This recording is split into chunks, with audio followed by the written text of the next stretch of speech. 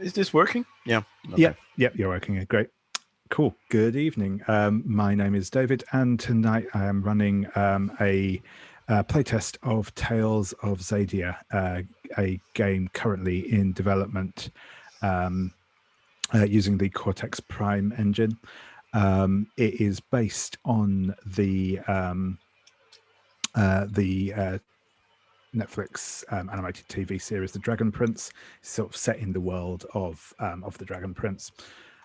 So first of all, what I'm going to do is, also I should say that this game is being played was arranged through the Gauntlet Calendar. We're an online role-playing group. You can kind of we have a calendar where you can sign up for games like this one. You can check that out at gauntlet-rpg.com. You can sign up for games there through the calendar. We also have some forums. You can check those out. There's usually discussion and stuff going on there.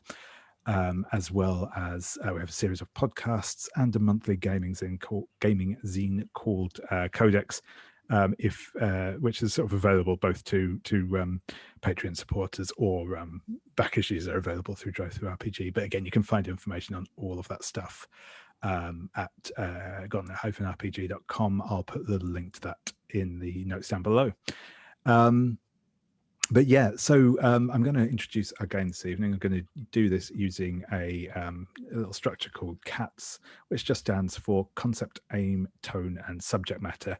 The idea is it's basically just a sort of guided conversation through what the game is about, fundamentally.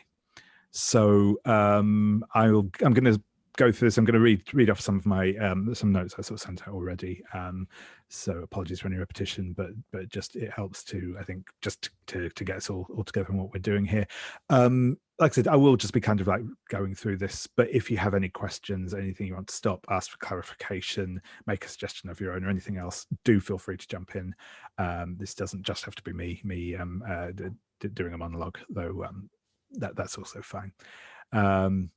So yeah, we'll start off with the concept. So as I said, it's a role-playing game based in the world of the Dragon Prince, the world of Xadia.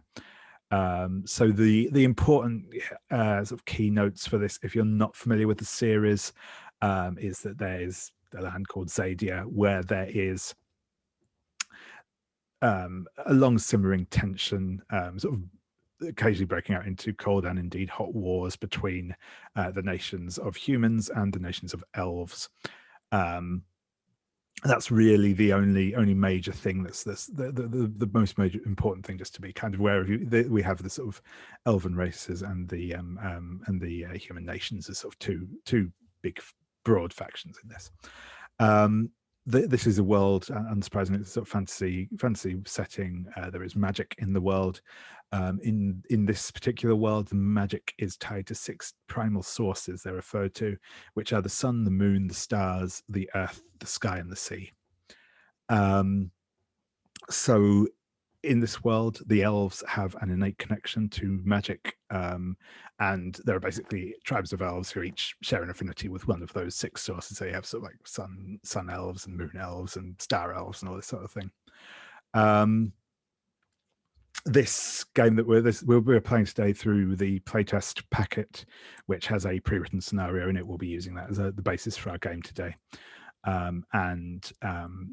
Like I said, in terms of like the premise of this, the scenario we're playing today doesn't really tie into any of the major plots of the series itself. So no particular knowledge is needed for this. It is mostly just kind of to inform on tone and all that sort of thing. Cool. So that is. So yeah, that is what we'll be looking at there. So yeah, as I said, the game is based on the Cortex Prime engine. This is a game based around building dice pools with polyhedral dice. There's some sort of structures around that. I'll introduce the rules to the game properly as we play through this evening. But that is kind of that building dice pools based off of different factors is the core resolution mechanic of this game. So as I said, we'll be playing today with pre-generated characters. that are provided again with the playtest packet. So we'll be looking at those in a moment. So the aim of this session is, or this session and the next session, is to play through the playtest scenario Lost Oasis. This is a sort of pre-written scenario. It's designed with the idea of testing out different aspects of the rules in it. Because it's a pre-written scenario and because this game, as I mentioned, is still in playtest, so we don't have the full rule set available yet. We just have a kind of initial starting sort of rule set to work from. This game will be a little bit more constrained than games that I tend to run. It will, there will still be space for sort of improvisation and going your own way and coming up with creative solutions and all that usual good roleplay stuff. But just the premise and the constraints of the game are just that bit more focused. The scenario sort of does it makes obviously on the one hand there's one of the key aims and one of the key assumptions is obviously this is a pre-written scenario. It's intended that we play into the premise of the scenario rather than trying to subvert it or do anything fancy like that. The other thing as well is, again, perhaps not so unusually if you have a background in things like PBTA games and other loose story games, but maybe if you're coming more from a sort of D&D style of background, this game does not presume that all the characters are always walking around in a sort of group of people together. The system works if people go off and do their own things. This scenario in particular is written with sort of the idea of three like broad threads running through it of different stuff that people can be often doing. So you can feel free to split up into groups or whatever else amongst yourselves and handle different bits of the scenario sort of concurrently, and we can switch back and forth between you, and that's perfectly fine. So don't feel like you have to all be focused in on one thing at one time. In terms of tone, the tone of the game should be fairly close to that of the series. Just to say that, like the Dragon Prince, there is some darkness in the world. There's some fairly kind of serious stuff happens in the series. It's not a kind of entirely like light and fluffy thing, though it is obviously, or I should say, obviously I didn't introduce that as part of it. It is a children's fantasy series, so it is still kind of in that young adult world of like high adventure.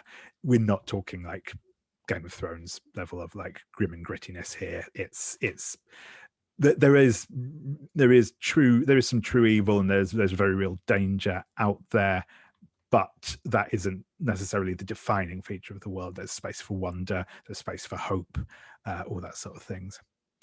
I should just point out, as part of that tone thing, as I say, the Dragon Prince itself is a sort of coming of age young adult type fantasy story that focuses on mostly young adult tween characters, that sort of range.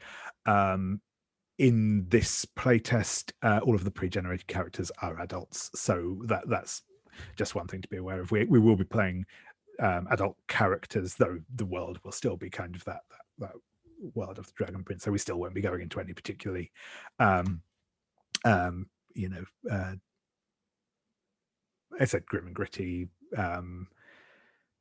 territory with them. Still keeping on that kind of tone. And last but not least, we have the subject matter. So again, in general, the subject matter for this game should be consistent with a sort of kids' cartoon. There may be some violent conflict, but in general, violence isn't like a solution to problems all the time, and we won't be going into any like gruesome or gratuitous depictions of violence either. We'll be keeping it that kind of like kid-friendly level. Romance isn't really a focus of this scenario or the system itself. It can potentially come up, and if it does, that's fine. If that's something people are interested in playing out, but even if we have sort of any romantic subplots going on between characters, there won't be any graphic sexual content or anything like that. Again, we're keeping it that kind of kids fantasy level of content. A couple of things just to be aware of in terms of subject matter. We will in a moment be discussing our lines and veils anyway. As I say, the world of Xadia is built on these tensions between sort of fantasy races, which you know, I guess you could say there's a history of that not necessarily being handled well in role-playing games. But it's certainly in this scenario that isn't really a focus of what's going on. We won't delve too deeply into any sort of interspecies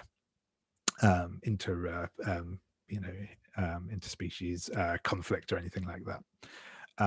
One thing actually I did mention, probably should have mentioned in the aim, is that the assumption of the sort of pre-generated characters, as you'll see when you look through them in a moment, is that these are all people who have worked together in the past, who know each other, who are a kind of a team rather than just sort of a group of random strangers. And we can explore a bit more about how you all relate to one another once we get into play. So yeah, that is one of the things I want to say in subject matter. Sorry, I just went on a bit of a digression there. So yeah, a couple of other things just to be aware of that kind of are core features of this pre-written scenario. It features kind of an inevitable well, as I put it in here, it's technically it's a natural disaster, but it's a supernatural disaster that affects a community, which can, you know, possibly include endangerment of sort of innocents and children. It also has some themes around sort of betrayal and manipulation, abuse of positions of power, and some illusions and some evidence of kind of unethical magical experimentation, which we'll discuss. Nothing too gruesome or graphic, but some fairly kind of in and of itself potentially troubling stuff there. So I'm going to now quickly introduce the safety tools that we'll be using for our session. Once I've done that, I will pause recording briefly to discuss any specific lines and veils that we might have going into this game. As I say, the you know, just given the tone and the intended audience for the source material, we'll have, you know, lines on quite a lot of content that's just not like genre appropriate. But anyway, as I say, I will introduce our safety tools first. Firstly, this game is being played under the open door policy. The open door policy is quite simply to say that if at any point you need to leave the session, whether that be because you know, just to take a quick break, just for a few minutes, and then you'll be back, or if you just have to leave the session for the rest of the evening, that is fine. You know, at the end of the day, we all here as people are more important than the game itself. If you need to take a break or take your leave of the game, that is fine. Don't feel bad about it. And as I said, that might be just like, oh, you know, the doorbell rings and you have to go answer it, or like I said, it might be that you just feel like, you know, you're not feeling it this evening, you need to leave. If you can, let me know if or when you will be back. That is useful for me, just in terms of you know, knowing whether to just wait a moment or two, or whether to kind of carry on without you or whatever. But you, again, I want to stress, you don't have to let me know if you just need to leave, and you just need to kind of leave the Zoom chat and whatever, then that's fine. Don't worry about it.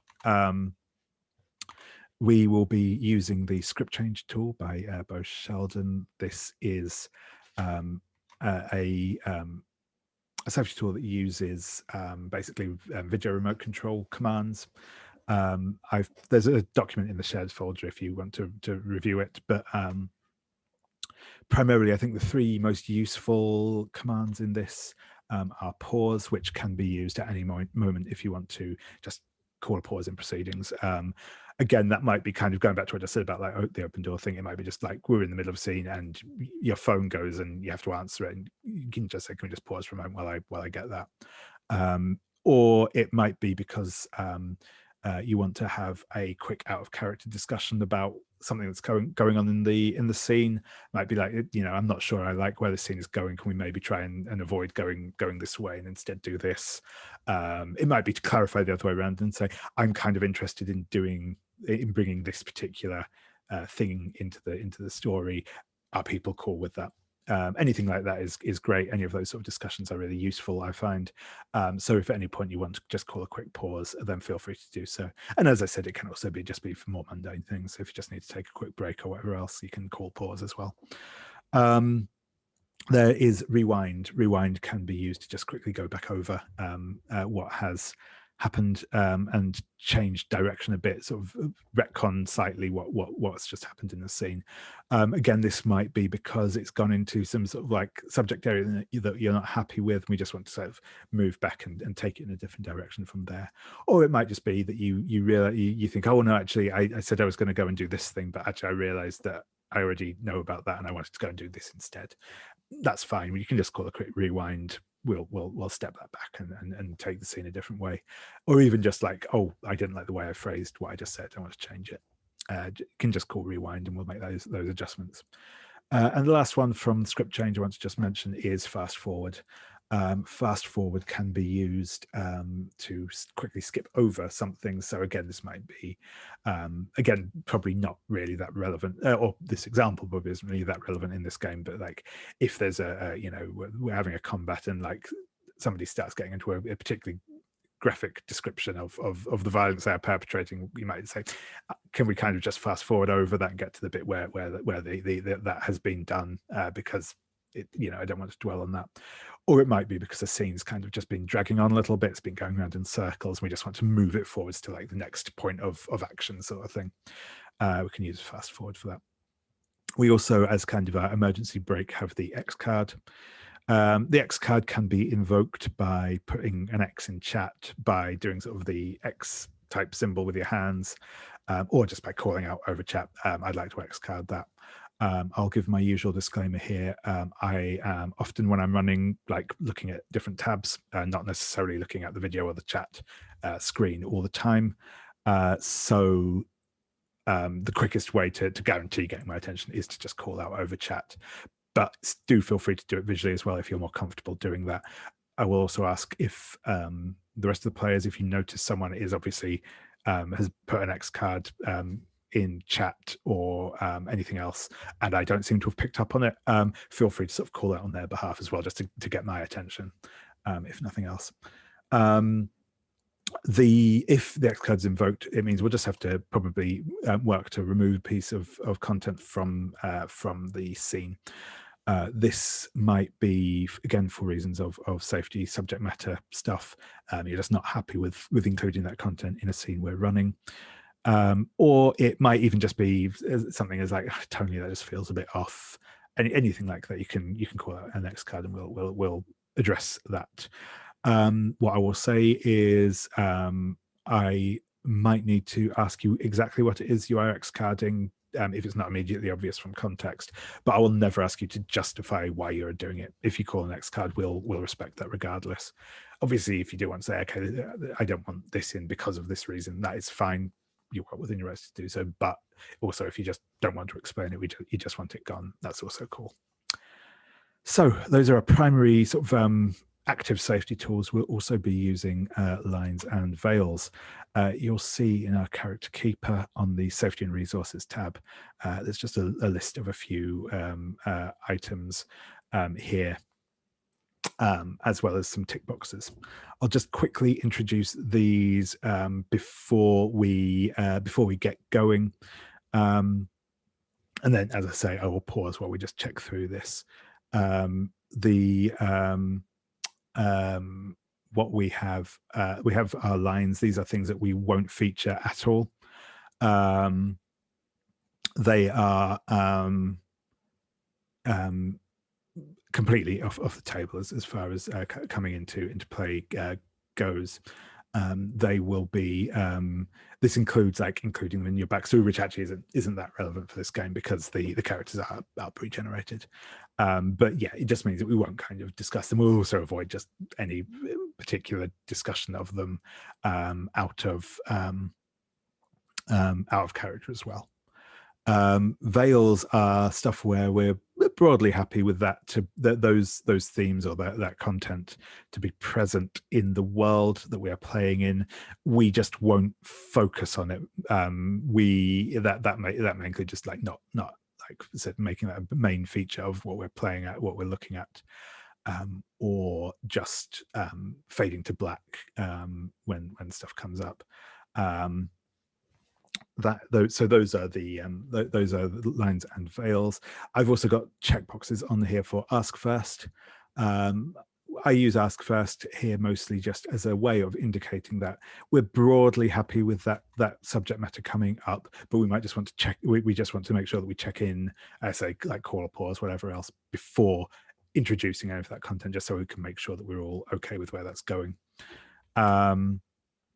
And lastly, there's a box for interested. This is just stuff that we are kind of interested in seeing how it works, and we have people have some interest in seeing that come up as a theme. It doesn't mean it'll necessarily be a major focus.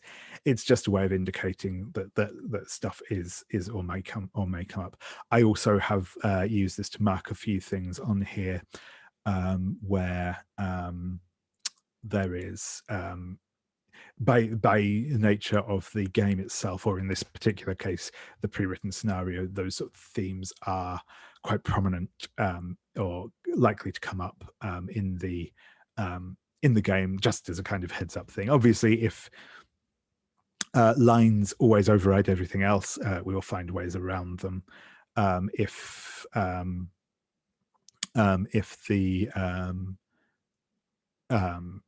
we're not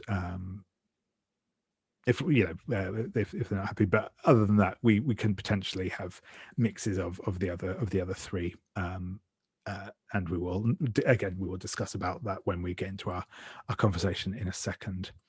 So I'm going to pause our recording now. Yeah, awesome. So we've gone over our lines and veils now. I'm just going to quickly ask each of our players to just introduce themselves briefly, and then we'll discuss the characters we'll be playing today. So as I say, my name is David. I use he/him pronouns, and I'll ask again. I'll go. The order does seem to have shifted since last I spoke to you all. But Peter, if you'd like to introduce yourself first, please. Sure, I'm Peter, he/him, first game with the Gauntlet. I'm in Nashville in the States. That's brilliant. Thank you very much. And Donna. Hey, my name is Donna. My pronouns are he/him. I'm based in Dublin in Ireland, and a long-time Gauntleteer. So we're looking forward to the game. Brilliant. Thank you very much. And Mark. I'm Mark, he/him or they them. I've been playing with the Gauntlet for a little while, and I'm here in Austin, Texas, US. Original Gauntlet representing. Brilliant. Last but not least, Callum, if you'd like to introduce yourself. Hello, I am Callum, pronouns he/him, from London, UK, and from the Rollist podcast. And I think I'm close to my first anniversary with the Gauntlet. I need to double check that. Brilliant, thank you very much. And just to complete the introductions of things, I am also based in the UK. I am up in the city of Sheffield, so we have a nice geographic spread today. So what I'm going to do now is I just mentioned when we were off recording, but I'm going to ask each of you in turn again to read through one of the paragraphs at the beginning of the character sheets. So actually, I'll take the first one. So the first character we have is Diyan. As headstrong as he is kind, Diyan fought alongside Vinaya in Queen Anya's army, wielding a thick skull and a Durenian spear. But his soul was sprinkled with wanderlust, and he hopes to indulge it in an era of peace. If human hostilities ever ebb, he hopes to travel with Vinaya to visit Catullus, like their Duran ancestors did. yeah, Peter, if I can ask you to read Vinaya, please. Sure. Vinaya recently felt her icy noble veneer crack when she and her best friend Diyan met Winda the hunter, who shared her skepticism of manipulative personalities. Vinaya's specialty is seeing through centuries-old grudges that her elders lean on like crutches, and her friends try to convince her to use that power for more generous reasons than she may normally be inclined. Brilliant, thank you very much. And Donna, if you can read Winda. After the death of King Florian, Winda grew dispassionate about her homeland and decided to explore the wilderness. There she discovered her new friends, Diyan and Vinaya of Duran. Though gruff and sarcastic by nature, she has grown curious about the greater possibilities for Xadia and whether her actions could actually play a role in its unification. Brilliant, thank you very much. I'm going to then ask Mark if you can read Eljaal, please. Eljaal, however you wish to pronounce it.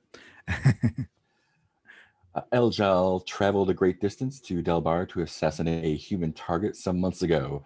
Before they could complete the task, their target fell to his death in a climbing accident in clear view of Eljaal.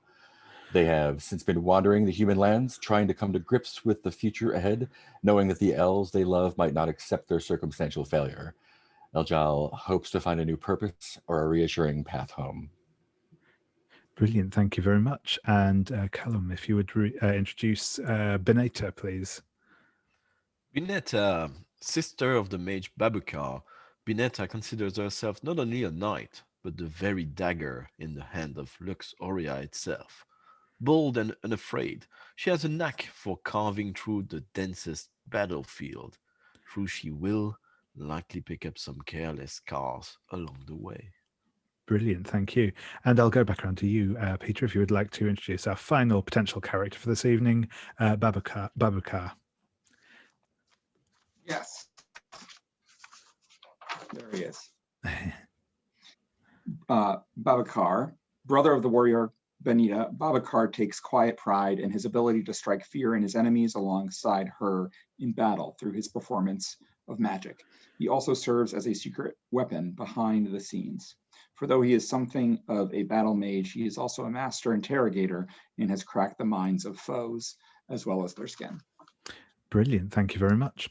So what I'm going to do quickly is a way of kind of introducing some of the rules and how the game works. I'm just going to kind of give like an overview of the character sheet and a little brief explanation on that. While I'm doing so, if you want to be thinking about which of these characters you might like to take up for our session, I will check in a moment. So yeah, if you want to give that some thought, if any ones in particular appeal to you. But yes, so on the character sheet, you will see there are 3 core elements to this character sheet that will be come into play when we get to rolling dice. So in this game, you will always be, whenever you get into a situation where you are rolling dice, you will always be building a dice pool. We'll be using, well, I should say, if you want to use physical dice, particularly if it helps you to kind of manage the how you're building dice pools and stuff, feel free to do so. That is fine. The only thing I will say is I'm happy with people to use physical dice. The only thing I will say is when we get to using the dice roll, which I'll introduce in a little bit, the advantage to using the dice roller is it obviously makes it easier for me to see what dice you rolled and to give, explain what you're doing, sort of thing. But if like actually using physical dice is easier for you to keep straight the dice pools you're building, that's absolutely cool, and feel free to do so. But I won't actually introduce dice roll now properly until we actually start getting around to making rolls. But yeah, so you have, as I said, with three major elements. You have your attributes. You'll see on the PDF character sheets. These are like the attributes are spread around the character portrait. They're also just in the character keeper, just as the first section. these are your kind of D&D stats style of things. You have agility, awareness, influence, intellect, spirit, and strength. They are your kind of character's fundamental abilities. What they can just kind of achieve stuff off of. You will always, in every dice pool you make, you will always choose one attribute to use.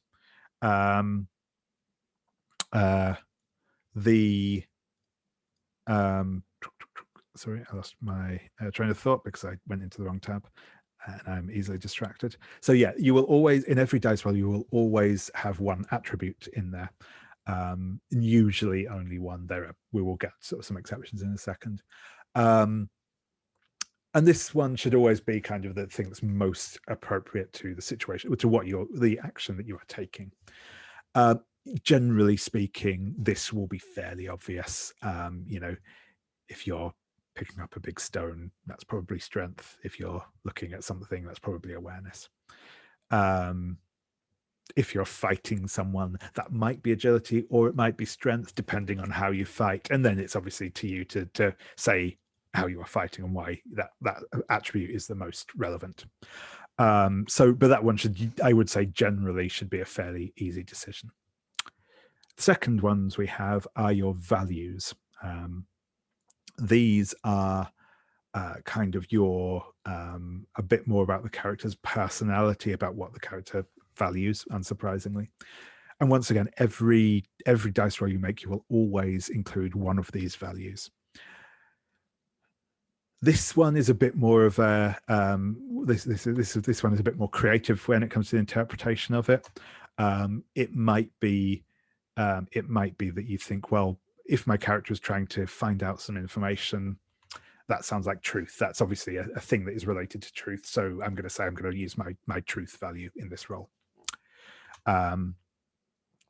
Or it might be more about the motivation of your character for doing something. So if your character is, getting into a fight with somebody because that person has wronged them, that might be, then they say, well, I'm going to say that's justice because it's about, doing the right thing and bringing justice to this person. If they're getting into a fight with somebody because they want to show that they're the better fighter, then that's probably glory, because, it's about showing how good you are. You'll also notice that for each of these values, they have a short sentence that kind of gives an idea of what their take on that particular value is. And again, that might give you an idea of when and how you want to use those different values in a role. So for this, again, it has a scope for being a bit more creative, as I say, in how you interpret it, but never feel like you have to, if it feels like you're taking, you're not sad about something, pick one that you think sounds about right and use it. And if you can give at least a vague justification, that's fine. The point isn't to try and gainsay the choices you make for this. Go for the most obvious one, go for the one that you feels right from the perspective of your character, and which one you choose will also tell us a little bit about your character when they do it, about their motivations. The third major element on your character sheet are your distinctions. These are your sort of your character's background in some ways, what your character does, what they're good at, their focus, any particular any particular interesting things about them and about who they are and what they do. So for example, I have Vinaya open up in front of me at the minute. One of the distinctions she has is that she is a Sunfire Elf. That's one of the particular tribes of elves in the world of Xadia. And you'll notice that there's a bit of a pattern to all of these. All of the characters, their sort of first distinction is about is a bit about their background. So it might be, like I said, that they're a Sunfire Elf in the case of Vinaya and Babakur, or in the case of Eljaal, that they are a Moonshadow Elf.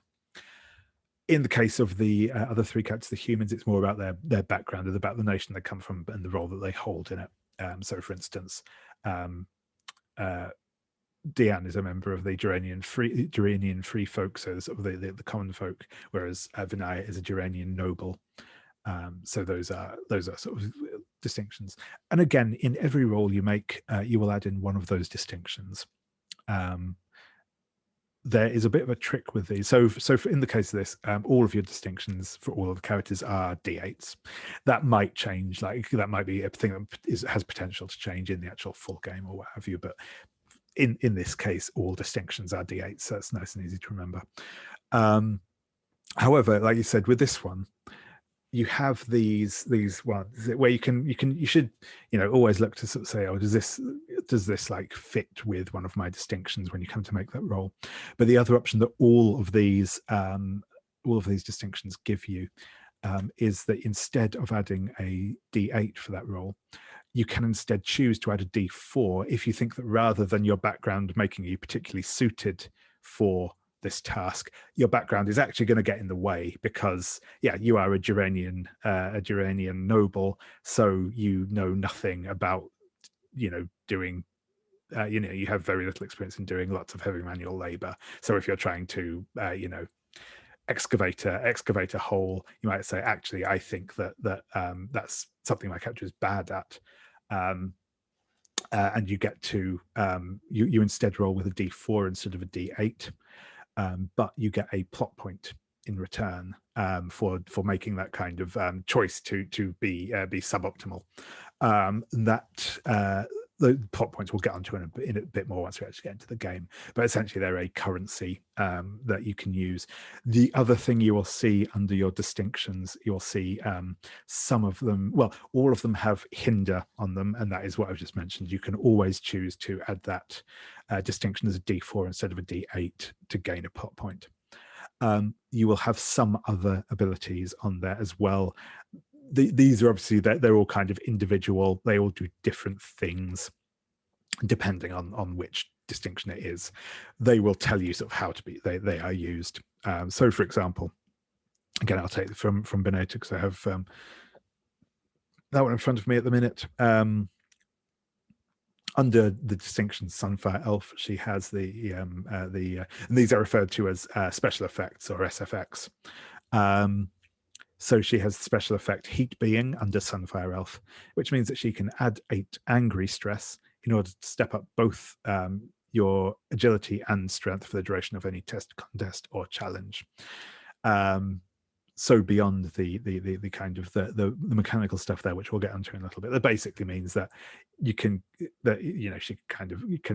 hulk out a bit, essentially, can get angry but become stronger and faster when she does.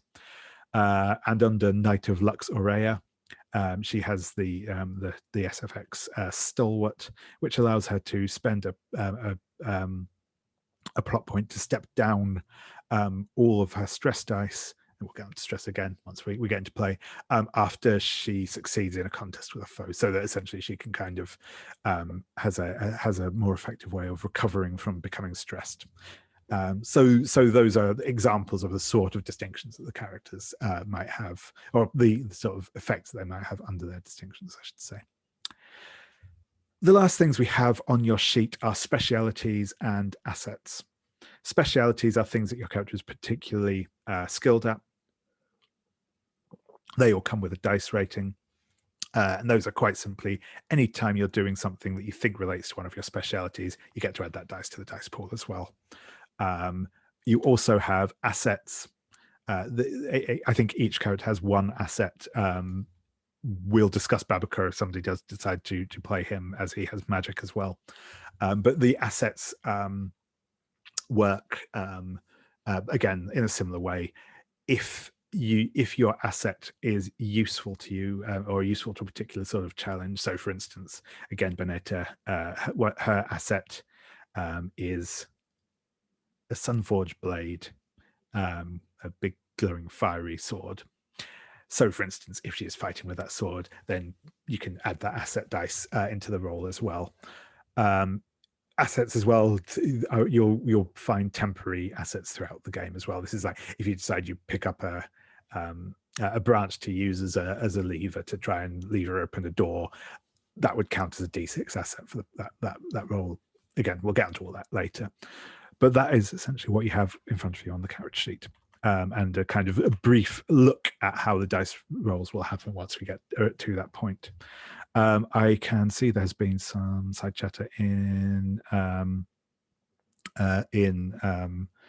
the chat, so I'm going to just go around and see if people have thoughts on which of the characters they might be interested in playing. So I'm going to start once again. I'll just go in order. I can see people at the minute. So, Peter, did any of these characters appeal to you in particular? Yeah, I was looking at Vinaya. Awesome.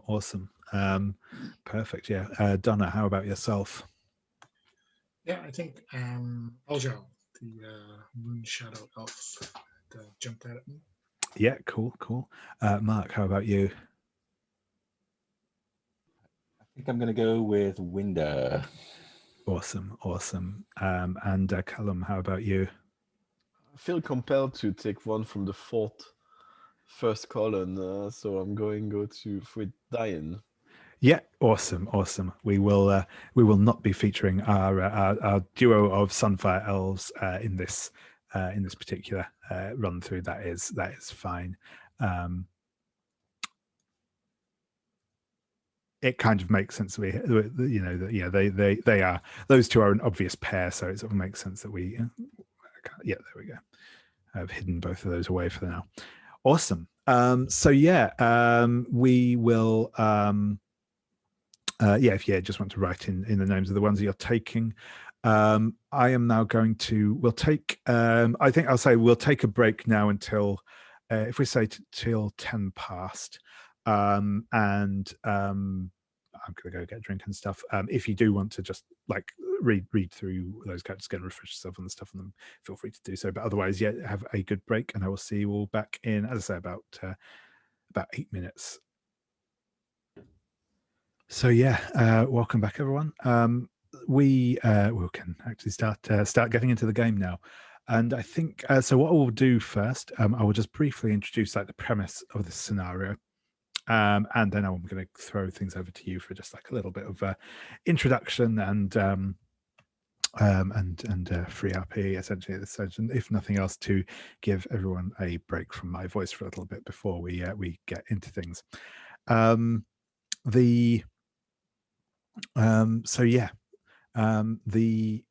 premise for this scenario, as I say, is the four of you have been journeying together for a little while now, taking on odd jobs across Xadia. You have been commissioned by a Moonshadow elf called Feathercloak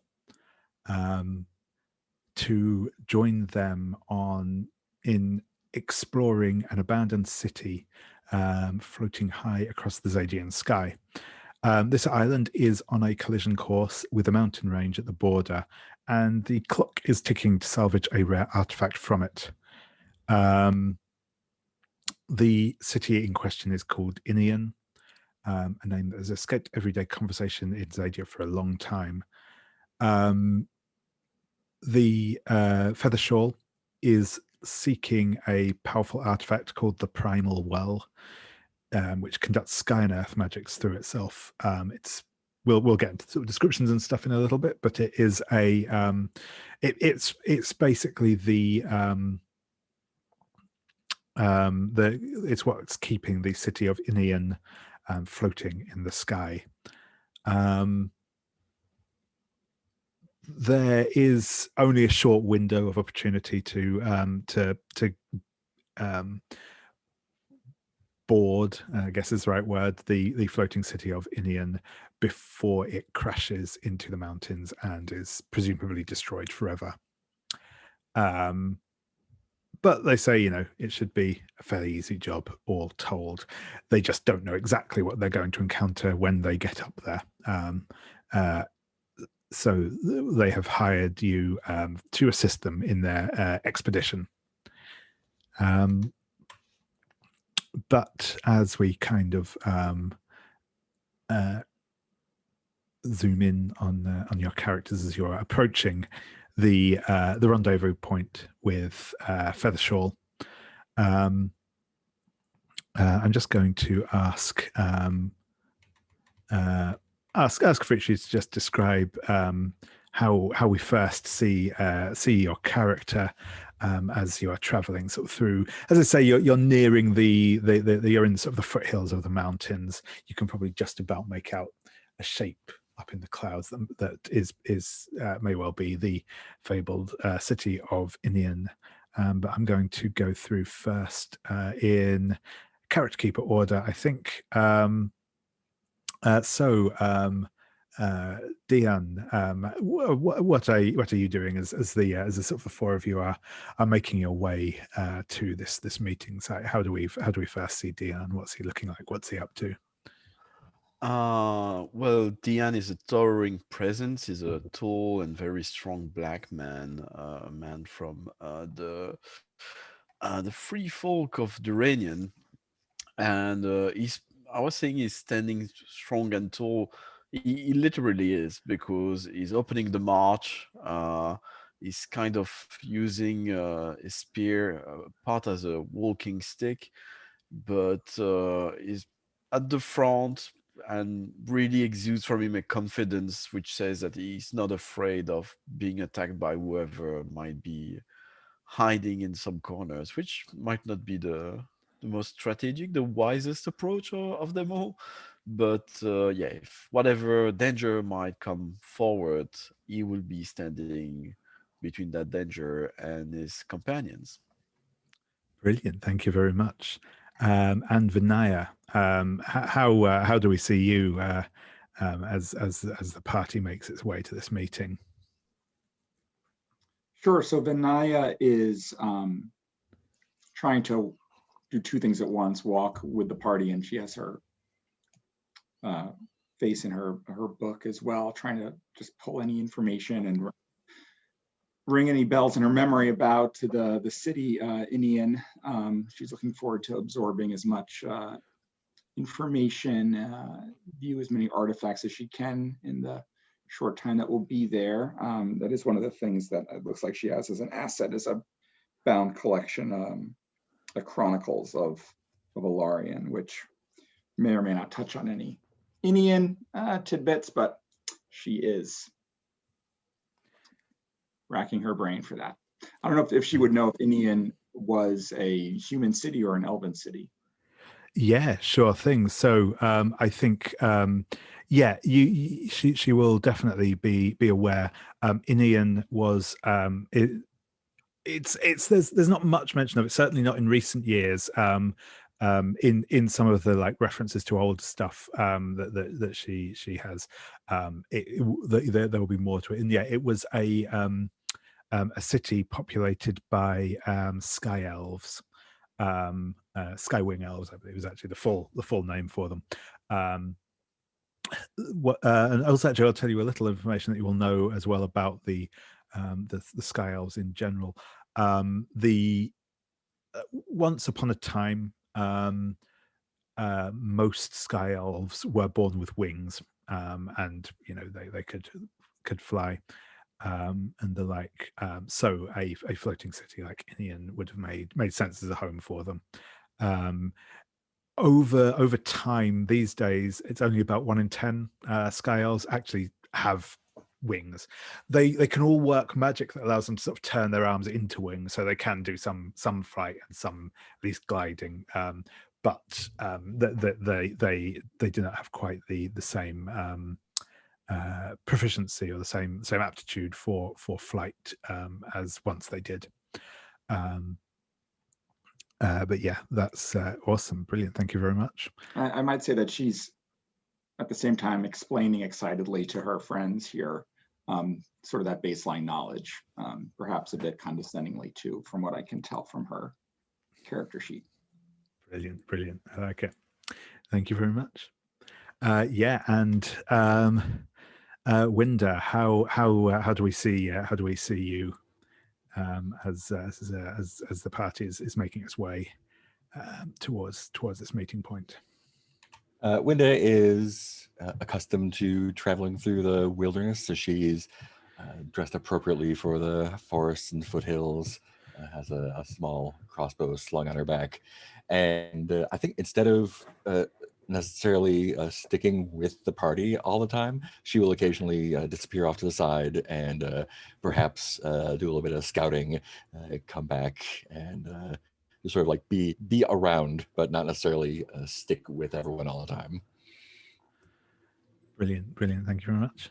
And Eljaal, what do we see of you as you make your way with the party? I think Eljaal is constantly distracted by things they see along the pathway, and every so often he will break into song as something stirs some joy in his heart, although maybe he stops every so often as it reminds him of home. And then I think no longer how much he tarries, he will never lag too much behind. So when someone says where on earth is Eljaal, he will disappear on the track, maybe ahead of Diyan through some nefarious elven means. Yeah. Awesome, awesome, brilliant. Thank you very much, everyone. And I'm actually just as well going to go back the other way, I think. And I'm interested in just learning a little bit more about how you all function as a group. So I think I'm going to I'm going to go back the other way in Character Keeper order this time. Eljaal, which of the other characters do you think has made you feel most welcome in this group, and what do you think they've done to do so? Yeah, I think it's funny because there's no little snippet of information in the background that connects Eljaal to anyone else. But I think maybe Winda has been relatively welcoming to Eljaal. Maybe if this sounds okay to you, Mark, she doesn't really care about his background. Just he seems to be. They seem to be to have a connection, and Eljaal is handy to have around, and doesn't seem to cause her much trouble, at least. So yeah, I think like a kind of a common way of thinking about some problems. Awesome, thank you. Yeah, and Winda, what do you think was the job that you have all done together, where you saw kind of a so I'm not phrasing this very concisely, where you kind of felt that the rest of the team proved their worth to you? I think we were sort of traveling through the wilderness together, and would occasionally come across sort of folks who had broken off from the main big battle that was happening in the series, whenever antagonists would break off, and we would occasionally stumble across them, and everyone kind of falls into their sort of roles. Like Diyan's very strong and straightforward. Vinaya is very knowledgeable about what we can do. Eljaal is just amazing in their elfiness and abilities to do that stuff. And I think throughout various skirmishes and minor encounters, it sort of became apparent how everyone sort of falls into their nice roles and supports and complements each other that way. Brilliant. Thank you very much. And Vinaya, which one of your companions has surprised you the most, and what about them have you found surprising?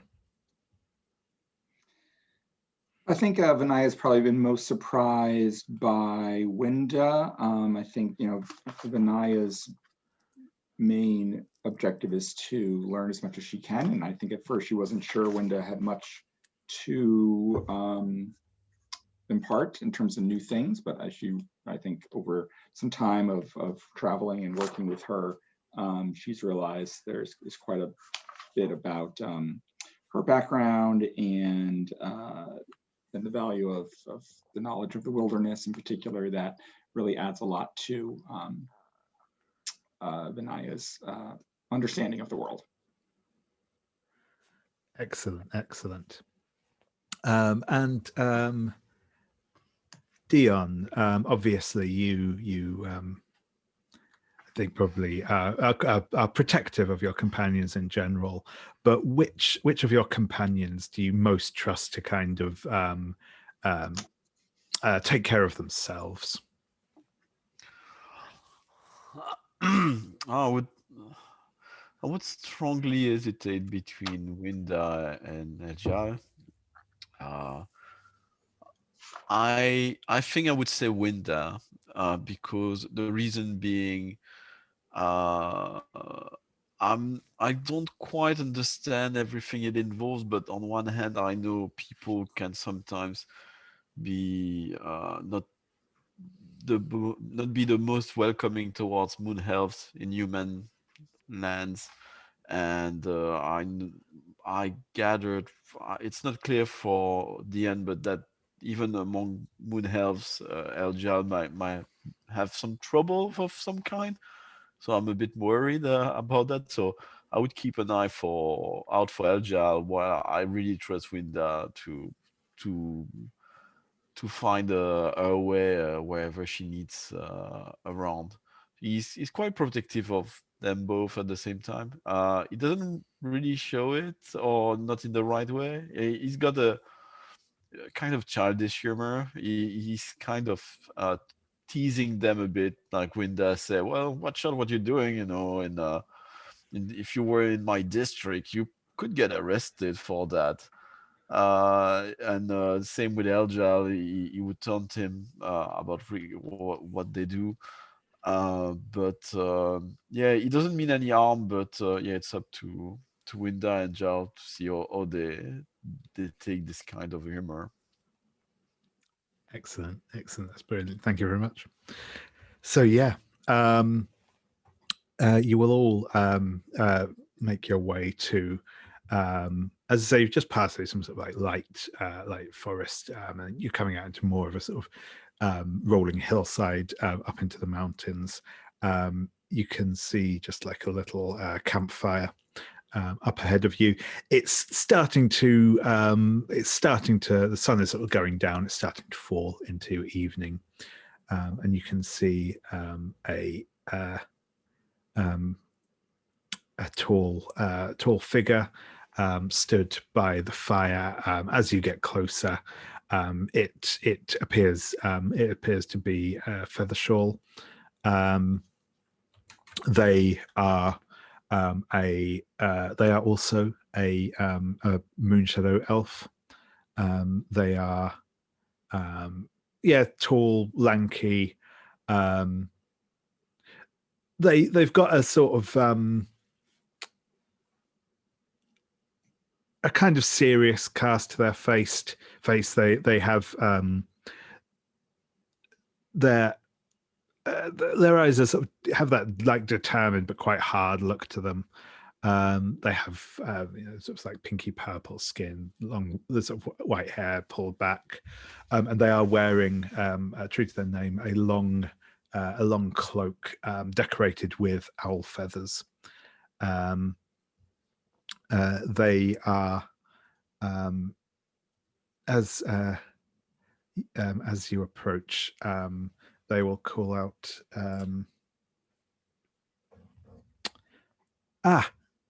adventurers, it's good to see you. Do come over here. We have we have to get up to Inian this evening. So if you're all ready with and I'll begin preparations for our journey, if that's all right with you.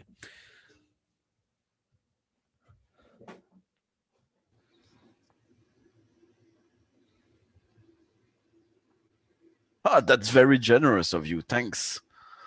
Sure, help is always welcome. Don't you think, companions? And I turn to the others. Yeah, we're ready as we'll be. Yes, we should get going. I think we have to make the journey this evening. I don't think.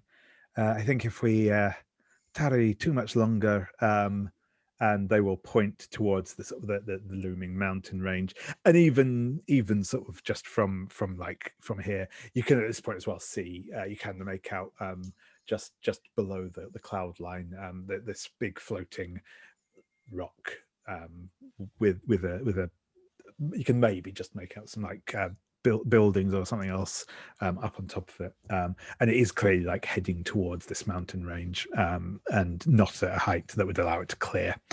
And they say, I think I explained to you all in the communication I sent. I am after a relic that is supposed to be up there, known as the Primal Well. This is from the studies I've read, it's a large piece of marble, about so large, cut like a diamond. I would imagine it's somewhere fairly central, up in Indian. But obviously, I will be paying you for the assistance on this job.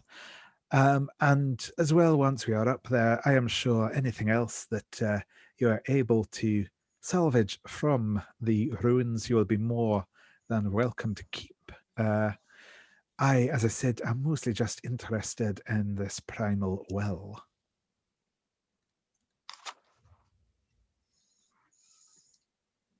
Well, it sounds fascinating, Feathercloak. Do we know exactly why our cousins, the Skywings, have abandoned the city? No, not exactly. All I know is it has been, as I say, I presume it has been some centuries at least that it has been abandoned. For what reason, I cannot say. I only found a reference to it in some very old books, but I'm sure we can, maybe we will be able to learn a bit more about why they abandoned it once we get up there. Perhaps, and as I say, maybe, well, if there was some calamity up there, I'm sure that whatever caused it will no longer be around. But that's why I was a little hesitant about traveling there on my own. Well, no You're finer band to take care of you, I'm sure.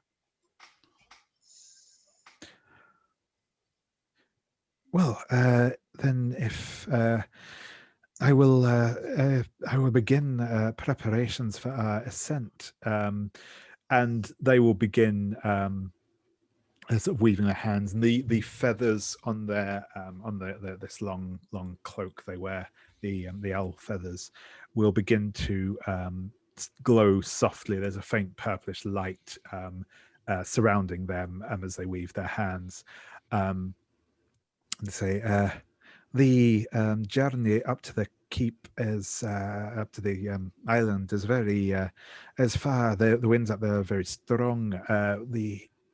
Luckily, and as they are doing this, a beam of moonlight sort of has been falling across into this sort of onto the hillside and crossing over the island itself.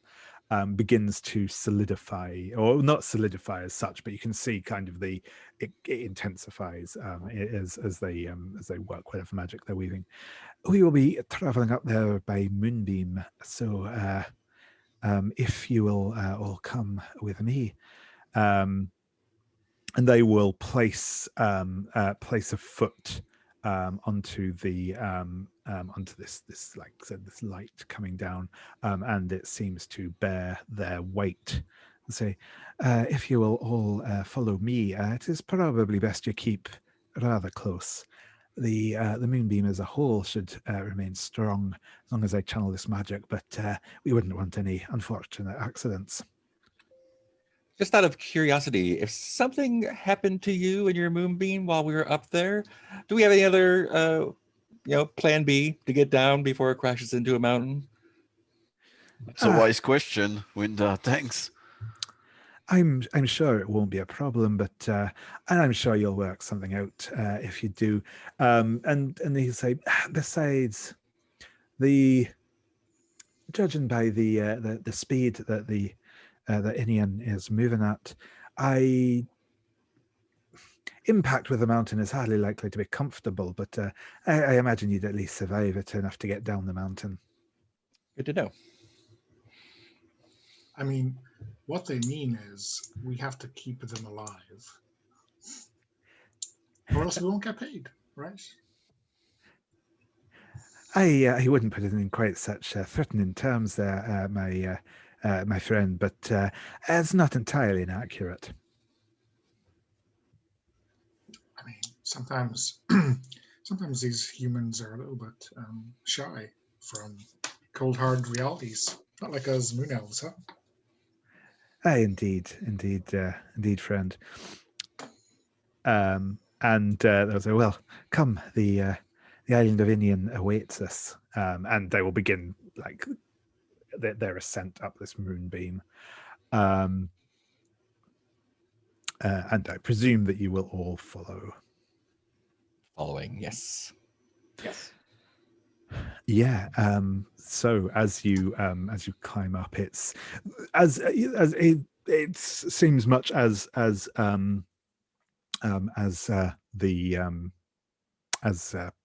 Feathercloak described it. As you get higher up this moonbeam, it's quite an unnerving maybe experience, certainly for those of you who don't have as much experience with this sort of thing. But you can feel the resistance of the moonbeam beneath your feet. It's maybe doesn't feel like entirely solid, but it certainly feels like there's resistance there as you're sort of climbing up, almost floating up as well. There's a sort of an odd lightness to it. But the wind, particularly as you get closer to the underneath of the island, you can feel the sort of wind whipping around you. Your hair's sort of being blown all over. Though your feet, as I say, your feet feel secure in the moonbeam, almost sort of supporting you as you climb. As you reach the top, you come out into what looks you can see sort of buildings around you as you come up onto the island, and once you've all got up there, Feathercloak will again mutter some words and make some gestures with their hands, and a soft purple light will start emanating out from them, illuminating more of the area around you. Once they've done that, they once again they're obviously clearly working a third spell of some variety, and again, the sort of violet energy starts to play around them, and it almost starts to form wisps that drift off in a direction. As the light illuminates the space around you, you will see that you are in a it looks like a little village square, essentially. The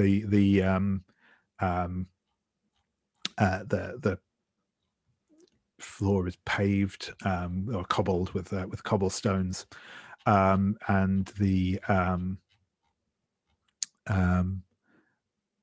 are some buildings around of various sizes. You can see in the distance the outline of what looks like a small keep. There are, as I say, there are houses, buildings of various types, all arrayed all around you, around this little square that you are in.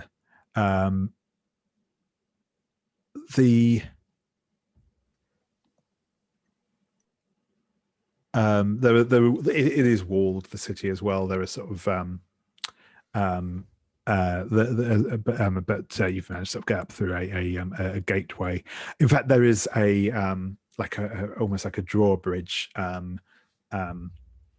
that you come up past, though it's currently raised up. But sort of it's obviously more as a kind of almost disembarking ramp from the looks of it.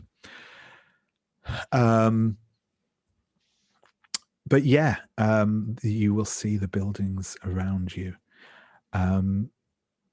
The cobblestones you're on all look neat and clean. There's no real like weeds or anything else growing up between them. The houses as well look in very good repair. There are no obvious signs of dereliction here. It all looks, in fact, remarkably well preserved. What a pity. So, which way, Eljaal? That is what I am currently trying to determine. He will say, and he's like I said, you can clearly see almost like I said like a vapor trail almost of this like violet light is flowing away from them down the street. I am attempting a wee invocation to latch onto the power of the primal well. I'm hoping that this will allow us to find it quickly. And then, well, you will have as much time as you wish. Well, not as much time as you wish, but you will have time to explore the ruins to your heart's desire until such time as we have to leave before the impact with the mountain.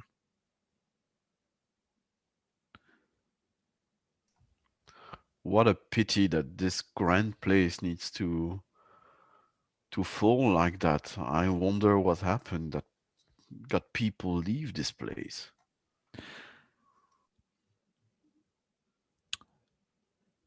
Indeed. It's a great pity, but at least we'll make sure some good comes of the of this tragedy. As Vinaya looks around, does she? Sorry. Go ahead. As Vinaya looks around, does she feel like any of the buildings in particular look like they might be public buildings in terms of the style of or look of a government building or a school or anything that looks more official than homes, catching her eye based on just kind of clues of architecture and such? Sure thing. In fact, actually, what I'm going to do, because it seems like a good point to introduce how this works, is I'm going to ask you to roll a test to work this out, or to find some information out. I wouldn't necessarily always ask for a test for this sort of thing, but I if nothing else, I want to use this as a little tutorial. So the way this works. There's a couple of different types of sort of situations in which you roll the dice. Tests are sort of the simplest of the three. The other two are contests, which is when you're actively engaging with sort of active opposition on something, and challenges, which are much more long and drawn out things that take a certain amount of time to do under pressure. But a test is the most simple action.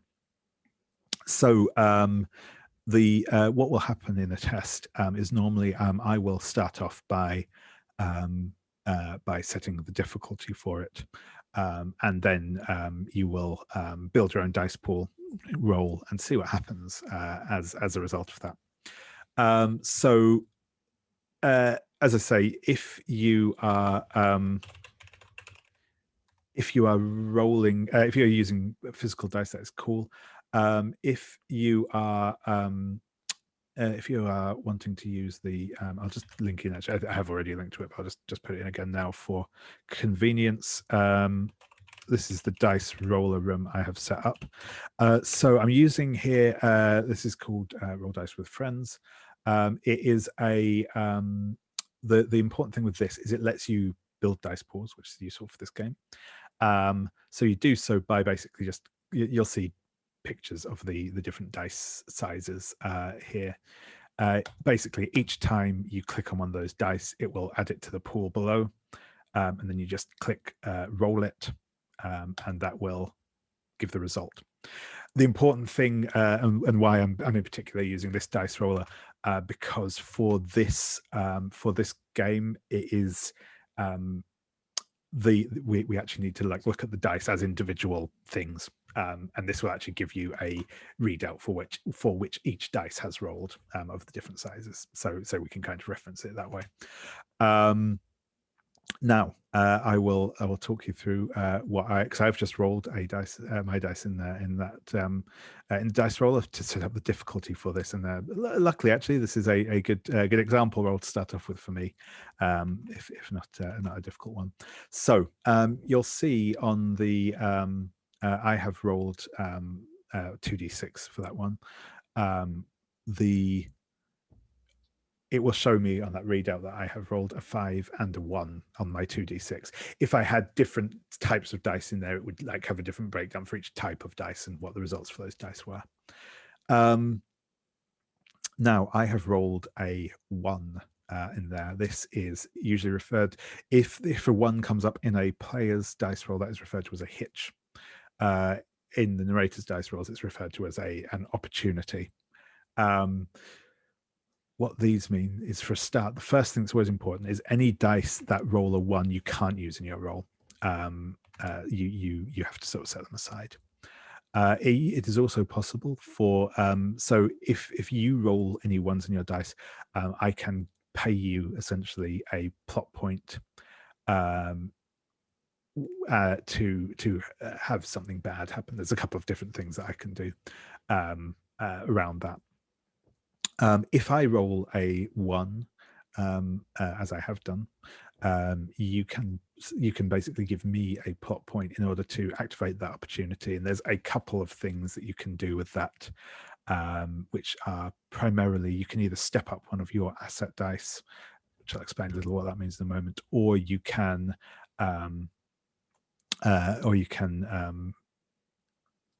also reduce one of your stress dice, which at the moment no one will have. Some characters may have a specific thing that they can do on opportunities. If so, it will say under one of your distinctions. If you do, most characters don't. In fact, possibly none of the characters we have in play at the moment do. I will say for the moment, it's probably not worth it on this roll. The fact that I've rolled a 1 is probably going to make this fairly simple in its own right. But yeah, so I have the way that the result works is normally I would choose 2 dice from this roll to be my to add together and give me my result. So I would take 2 dice, add sum of those 2 together, and that will give me a number. That number is the difficulty for the roll. And you would then have to beat it. Because I only rolled 2 dice and one of those dice came up a 1, I can't add the 1 into that total. So my total for this will be 5. That is the difficulty that you are looking to beat. But now we'll go through and I'll ask you to build your dice pool with anything you think might be relevant. I'll take this one through fairly slowly, just as a kind of tutorial for everyone, as much as anything else. Where we should hopefully pick the speed up on these a bit once we get used to the system. So first of all, which of your attributes do you think is most relevant to this task? Intellect. Yeah, I think that's fair. I think intellect is a fair call on that, because you are sort of trying to reason it out. Which of your values do you think is coming to the fore here?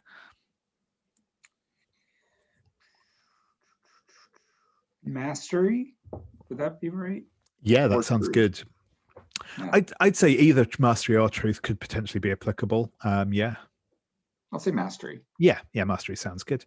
And well, not necessarily finally, but which of your distinctions do you think applies in here, or do you wish to introduce one of your distinctions as a hindrance?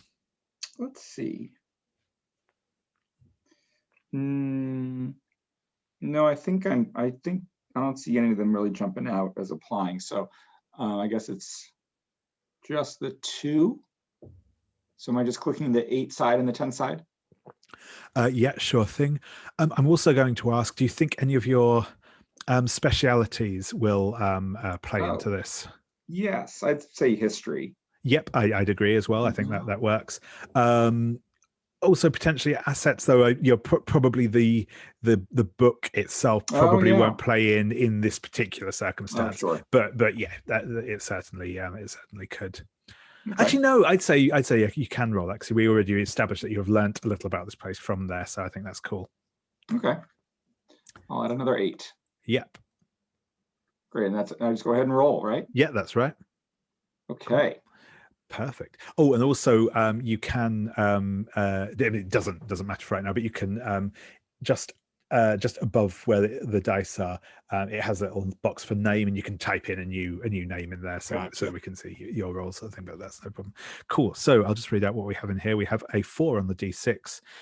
We have a 6 and a 4 on the D8, and we have an 8 on the D10. So I will kind of explain a couple of bits here that are sort of relevance to what comes next. So as I said, you'll be wanting to add together 2 dice to give you your result. What you are looking to do with those dice is beat my total. If you beat my total by more than 5, or beat it by 5 essentially, or more, then that is what's called an exceptional success, a critical success. Essentially, it's more effective than normal. The last thing that we do with all these dice rolls is you will choose one of your dice that you're not including in your result to be your effect dice. The effect dice, in something like this, in a straight test, the effect dice will basically determine or give us an idea of how well you do something. The higher the number of sides on that dice, it's not the actual number that you rolled on it that's important, but its dice size is important for the effect dice. It will basically give us an indicator of how well that has gone. In the case in other role types that might have, there are other uses for the effect dice as well, but we will touch on that as and when it comes up. But yeah, so basically at this point you get to choose which 2 of the dice you're going to add together, and which of them you're going to use as your effect dice. So does it make sense to optimize my result here by saying I'm choosing a 6 and a 4 to beat the challenge, but still do it by 5, and then save the D10 for the effect amount? Yep, that is perfect. That indeed does work. Cool. So yeah, you will indeed succeed in quite handily at that. So yeah, what I will give you, the information I will give you on that, and as I said, for a lot of these sort of things where you're asking questions about stuff, generally I will probably just ask. But like I said, it seemed a good opportunity to go through a fairly simple, straightforward role to begin with. You will what you will absolutely make out is you'll see there is as I said, I mentioned that there is a kind of like keep looking building, not like a huge castle, but it's clearly something fairly central and fairly important like that. And this the magic that that Feathershaw is weaving certainly seems to be leading towards that way. You will see some other buildings that look like they have some sort of important function in town. You'll make out what's clearly like a blacksmith's forge. You can tell by the big chimney and like outside of it. There's several other kind of civic buildings. It looks like it's a relatively well developed. Relatively well-developed settlement here. But as you're kind of looking around all these things, you will beginning to piece together some of the houses have like little window boxes with plants growing in them. This doesn't just look like not derelict. This looks lived in. This looks inhabited. This absolutely does not look like it's been abandoned. You'll possibly even just make out cracks of light coming out from behind blinds in a few houses. This is clearly not an uninhabited settlement. I'll go ahead and share that with the party. Has anyone else noticed signs of living right now here life? I look around. Is there, if people are living on this thing which is floating in the air, or are they feeding themselves? Did I see any sign of cultures that they would grow crops that they will harvest, this sort of things? Yeah. So you'll look as you're kind of looking out, and as I said, you are sort of in like a bit of the town itself. But yeah, you can kind of. It's not so much that you can't like see any fields at the moment, but that's more just as a factor of like where you are in this part of the town. But yeah, you can probably see like a sort of a cart with like a couple of like barrels or something on top of it and stuff like that. There's clear signs that there's obviously some activity going on here. And I think it's at this point there is an inquisitive clucking sound as a chicken emerges from sort of a little from a sort of like a little garden, pecking at the sort of the between the cobblestones, and it sort of walks up towards you, letting out a soft bocking sound. And if you turn your attention to the NPCs tab in the Character Keeper, you'll see a little picture there of Wiggy, the chicken. But yeah, it's a chicken. They have a big like feathery feathers coming out the top of their head in a big like puff. But yeah, they come towards you, said, making quiet chicken noises, and clearly like just absolutely like not feeling threatened by you at all.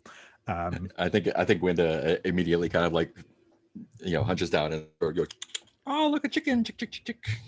Kind of like maybe offer it something if there's a little grain or something. Yeah, I hand you. Diyan will hand you a travel ration he had in his pocket, so you can break it up. Usually they give us little crumbs. They love pecking on these. And the chicken will bark, and it will gladly accept the food from your hand. It will sort of eat some of the grains and seed from the travel rations, and then it will kind of just like leap up and perch and settle down on your shoulder.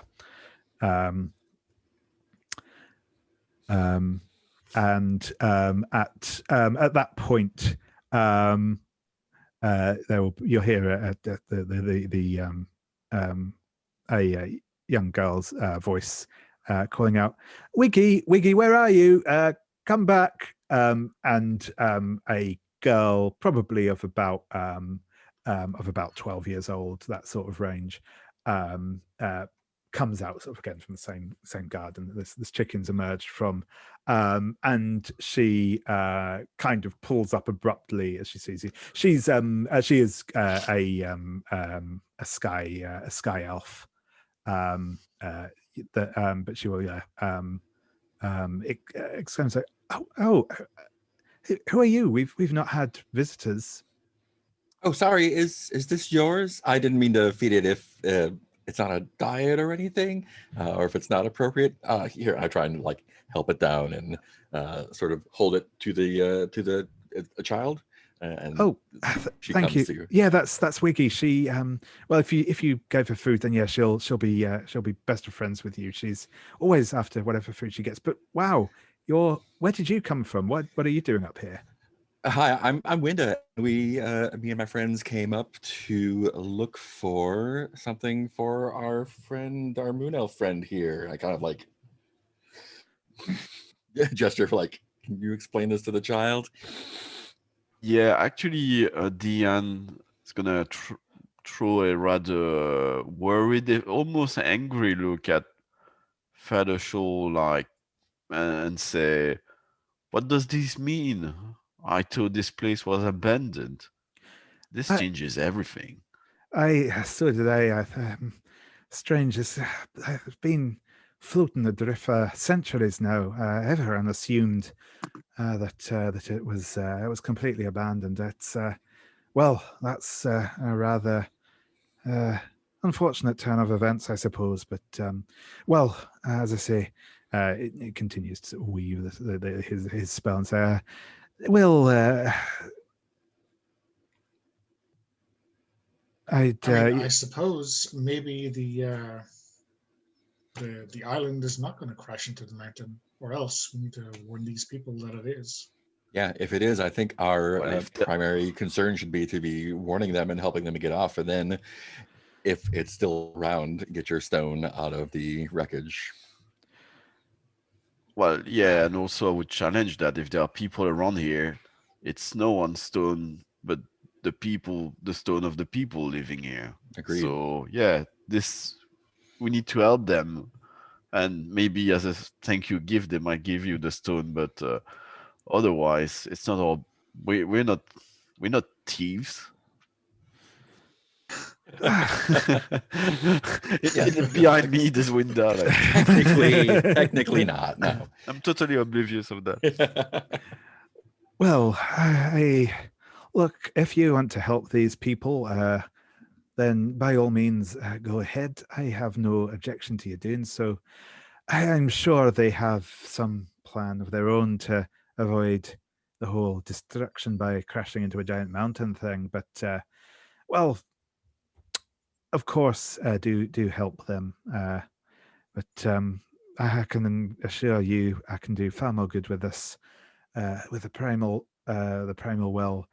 Once I get it off of this island, and it will serve by being destroyed in the crash. And I think at this point as well, you know, the girl who will introduce herself as Pareka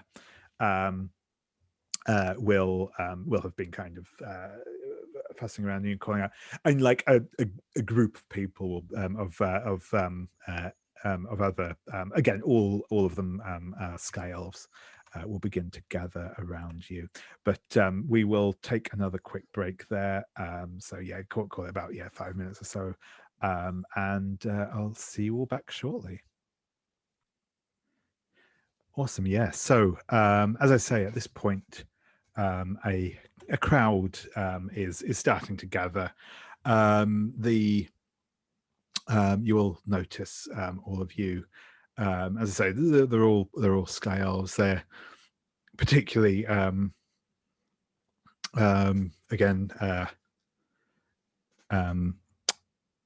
Vinaya, you will notice the like the clothes that they're wearing are all like, I mean, they're obviously new, but they're all very archaic in style. They look,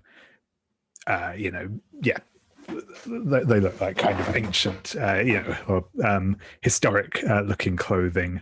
The buildings and stuff as well are all very much in that like an old classical style that you'd sort of recognize, but it's kind of archaic.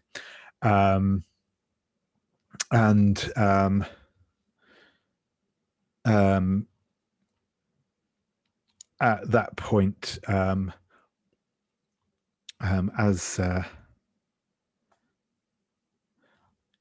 the crowd starts to gather, as I say, yeah, the you have Feathercloak is still there, casting whatever this spell is that he's working on. the crowd starts to gather up. There's several different people. There's several people in the crowd. You will notice an older looking man with a lot of facial tattoos and sort of robes is coming up and looking out over what's going on. A younger elf who is clearly dressed like in like a fairly ornate looking helmet and sort of breastplate that are clearly let's say, again, old fashioned in style, but clearly quite nice and kept in quite good condition. But he's like wearing them over basically a nightgown. And he will stand to the front and say, greetings, strangers. I'm Captain Necrax, the guard captain of Inian. Welcome to Inian. What's going on? We've not had visitors, ever, I think. And what are you doing here? He'll kind of like raise a sort of wooden truncheon essentially, and say, we won't have any trouble, you understand. And then he'll just kind of look between all of you and then just kind of put the truncheon back into the sort of holster on his belt and say, but welcome, I suppose. Well, Diyan's gonna make a martial but non-threatening salute, like a show of respect to that captain, and he's going to say, "Our apologies. We didn't mean to intrude into your place." And I look severely in the direction of or the person who commended our work. We did not expect to find people around here, but you're a person of authority, but I think we have information your leadership would be interested into. Sorry. Oh, so I think you froze there for a moment. So I don't know if that was just for me, but might have been. I am Diyan, god from the Durenian lands. And this is, and I point at Vinaya. And Vinaya will step forward too. I see one of her distinctions is has an oratory piece to it. So she'll say, yes, thank you for the welcome. My name is Vinaya, Herald of the Queen Anya. Our group represents various parts of Xadia, and like Dnd said, we have important information and are here to help, and want to help this community not be in danger, and would be very happy to meet with your leadership with all haste, so that we can share important information to keep you safe. Good. He will sort of nod and say, well, I suppose you probably want to speak to Nausix. He's our village elder, the keeper of the primal well, and he will kind of indicate over to the older man you saw with the face tattoos, sort of leaning on a staff, and he'll kind of nod acknowledgement. That will kind of break the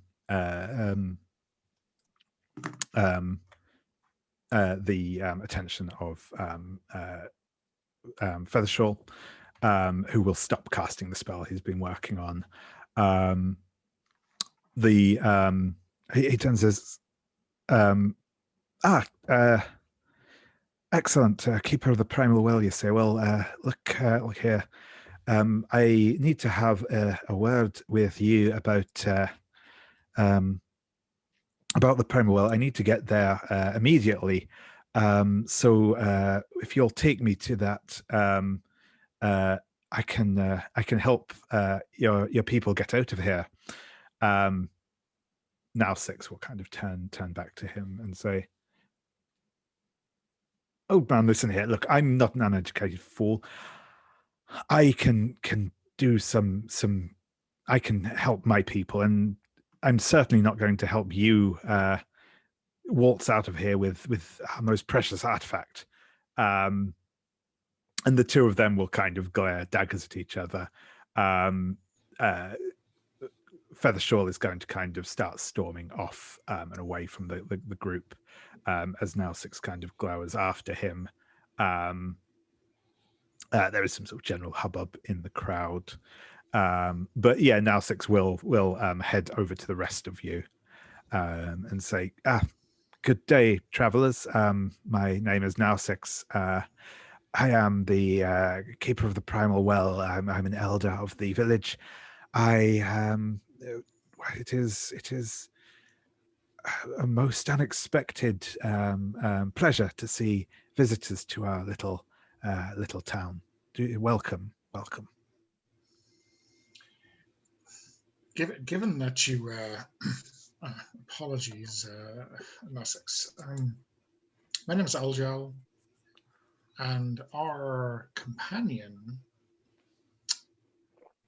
gave us the impression that this place is hurtling into a mountain by tomorrow. Now, either you're sadly unaware of that, or he is sadly mistaken. Well, I'd hardly say hurtling. Well, obviously, the impact with the mountain is I suppose a bit of a problem and all that, but no, it's I wouldn't put it in quite such dramatic terms. Though at that moment there is a sudden lurch. You'll all feel everyone will be kind of shaken around a bit, and it seems like the island has started speeding up in its trajectory towards the mountains. Now Six will kind of say he'll be shaken a little on his feet as he leans into his cane, into his staff, and he says, "Well, look, if you wish to discuss matters such that, then please, come back with me to the keep, and I will. We can discuss this and all of these problems. I'm sure we can work out some... Sorry. Oh yeah, no, go ahead. Has Feathershaw wandered off? He is wandering off. I think I'm going to wander off with him, just sort of like keep an eye on him while y'all are talking to the guy. Diyan's gonna notice that and give you an approving nod, like. Cool. Awesome. And I will actually take this point just to kind of like clearly signpost for I'm not going to try and obfuscate this. Essentially at this point that you have sort of three main like things to get on with here, which are obviously like dealing with, talking to, otherwise keeping an eye on Feathershaw, going off to speak with Now Six, and also just like talking with the townspeople as a whole, and seeing what sort of stuff's going on with them. So I'll flag those up as sort of three separate things you can obviously go off and be dealing with. And as I say, if you do want to split up to deal with that, that is cool. That is okay. You also, if there's a bit of that you're less interested in actually going and interfacing with, that's also fine. Also, obviously, if you do have any thoughts or ideas of your own that you want to go off and try and do, that is also fine. But those are kind of the three obviously signposted like routes out of here, as it were, routes out of the scene. But yeah, if like I said, I think so. If Winda is going to be following Feathershaw, we'll check in on that at the minute. Are all three of the rest of you going to go back with Now Six to his to the keep, or are some of you going to remain in the town square? I'm just wondering, Mark, if Winda needs or wants backup, or is she happy to go solo on that? I think she's fine solo because I don't feel like she feels like Featherclaw is a particular threat. I think it's more of a trusting him less than we did before, and making sure that he's not going to just walk off with the thing or whatever. She wants to make sure he's not putting these people in danger. Yeah. So I think from Eljaal's point of view, they are kind of happy that Diyan and Vinaya are kind of on the same page as they are. So happy to let them talk to Nosix, and then they're happy to just chat to the Skywing elves and maybe discover a little bit more about the place. Awesome, cool. That is perfect. So I think what I will do then is I will start off. We'll check in with the folk going with now 6. So the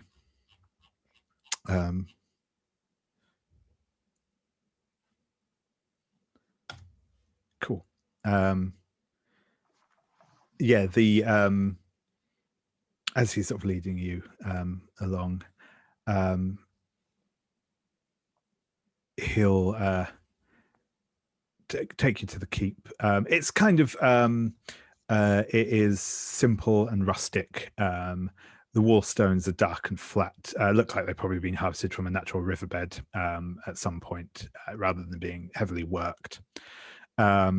And as he leads you there, the both of you say, I'm sorry to distract you from the evacuation and all that, but my people are wise, and I know that they're destined to figure something out. But I do need just some of your time, if that's all right. We have important matters to discuss.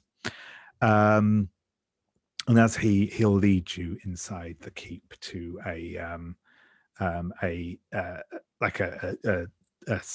a sort of living room, sitting room type space, and he'll say, "Please let me get you some food and drink."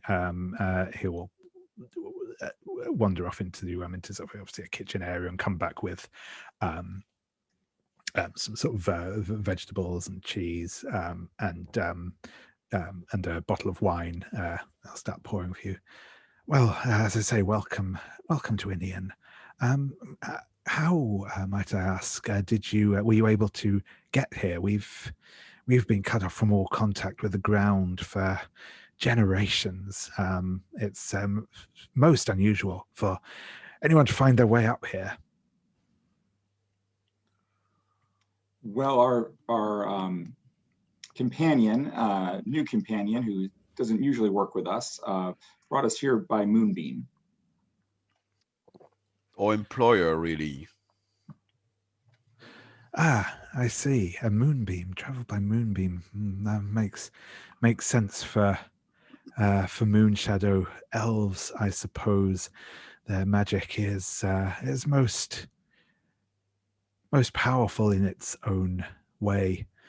It's certainly an interesting trick. How See, did your connection to the ground got tethered, and why didn't you, I don't know, throw a bottle with messages over the side of a cliff? Wouldn't that have contacted the people below? I suppose so, but well, we've been up here so long now. I suppose we just never really thought about coming back down to earth, even if, well, it's our way of life, you know. We live good lives up here, quiet, peaceful, but above all, content. It's a fine place to live. We understand that the city, though, will hit the mountain within a day. It is strange how these things can come up on one, isn't it? Well, it seems like only yesterday, when I was a young man growing up here, first learning the arts of the Sky Mages, it's been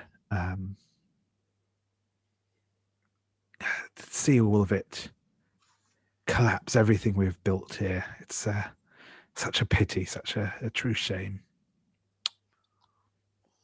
This cheese and fruits are very good. Do you grow them? Well, I assume you grow them here. Yes, indeed. We have some wonderful foods. Oh, I have a most some leftovers of a most delicious stew, so made with turnips. Let me just sit down here and wait a moment, and I'll go and fetch some for you. It's really rather good. You will enjoy it. And he heads back out into the kitchen again.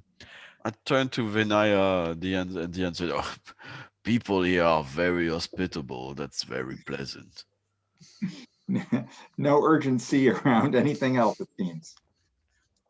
Well, you cannot think straight with an empty stomach. And I told you I wanted to take more jelly tart from that last post we stopped, and you didn't agree to. And now my stock is gone. I need to refill.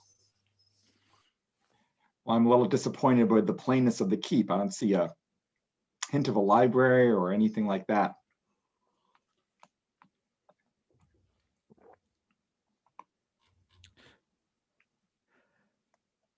Yeah, and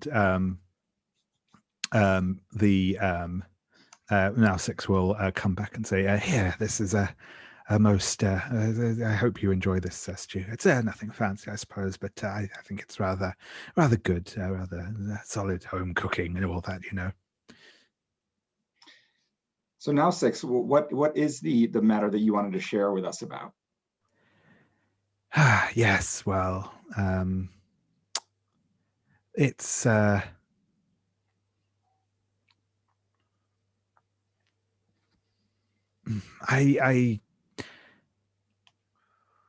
eat, rest a moment. You must have traveled far. There is, I do not wish to impose on your time too much. No, we're happy to talk and eat. Please share. We're very curious and happy to get to know you. Oh yeah, we can what your plans multitask. are. Don't worry. Awesome. So this is going to to basically to get him to get to the point. This will be a contest with now Six. He is kind of in denial about the whole thing in many ways. So this is going to, the way contest works, is if one of you wishes to sort of essentially take the lead on this, in trying to persuade him to come around. It broadly works in the same way as the role we've already done. Except this time you'll initiate it because you're trying to achieve something. Now Six will then roll against you to try and beat your score. There's then some back and forwards depending on what goes on from there. But yeah, so who wants to take the lead on this? I think Diyan is mostly busy enjoying the food and the drink. So Yeah, sure thing. To absolutely some of these skills over here. Perfect. So yeah, it's multitasking where Diyan eats and Vinaya talks. Awesome. So yeah, cool. So yeah, if you would like to again do which of your attributes do you think is coming to bear in this one? So I'll use influence, of course, which is a D10. Nice. For values, I think we're looking at truth. Yeah. Which is another D10. And then in terms of distinctions, I think Herald of the Queen is kicking in here. I could double my influence by spending a plot point, it looks like. Yeah, sure thing. which I think is probably worth it at this point. This is pretty important. Cool. So how does that work? Sorry. Yeah, so that you'll spend a plot point. So you'll see at the top you've got the plot points that you currently have. You can mark that down to a 0. It will be currently, and that means you will roll, instead of rolling 1d10 for your influence, you will roll 2d10. Gotcha. Okay. So it doubles the number of dice rather than doubling the number on the dice. Yeah, if that makes sense. Gotcha. So I'll add another d10 for that. In terms of specialties, diplomacy, looks like the one to add there, which is a 6. And I think that's it. I don't think my asset kicks in. Yeah, so I think I roll these 4 dice. Yep, go for it. There we go. Awesome. So you have got a hitch in there. You've rolled a 1 on your d6. So I'm going to give you a plot point, and I'm going to ask you to mark a point of stress. So the way this works, so technically rules as written, what happens is I tell you which of your stress to mark. I prefer, especially with games like this, with things like masks as well, I like to kind of give a little bit more freedom in that. I might suggest one, but if you think another of those conditions is more appropriate, you can mark that.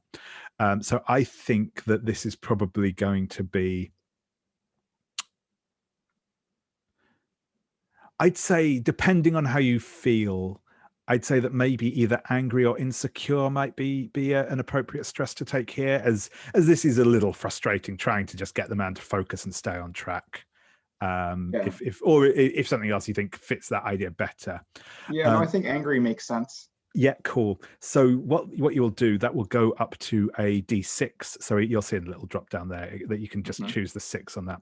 And what happens with stress from this point onwards is, now that you have that point of stress, in any situation where that being stressed out, or being stressed, sorry, so stressed out is a term of art in the game, where that stress could adversely affect you, I will add a d6 into my roll against you, representing basically that the distraction caused by your anger and frustration.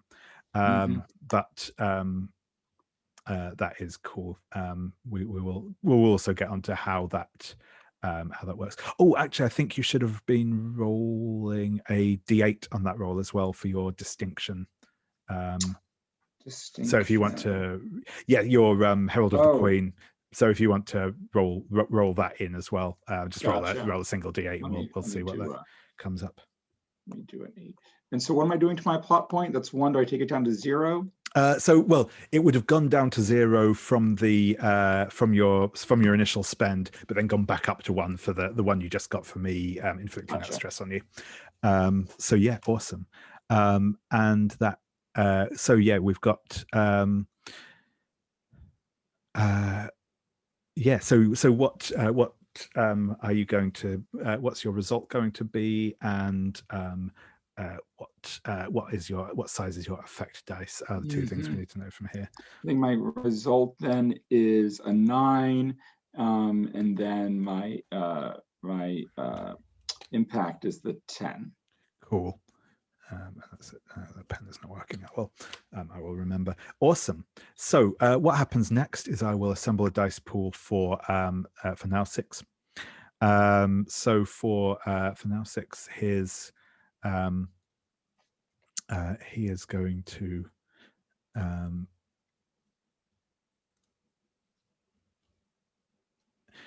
rather than having stats, he has what's called his catalyst dice. This basically represents his influence in the story. It goes up as he succeeds at things, but goes down as he when things happen badly for him.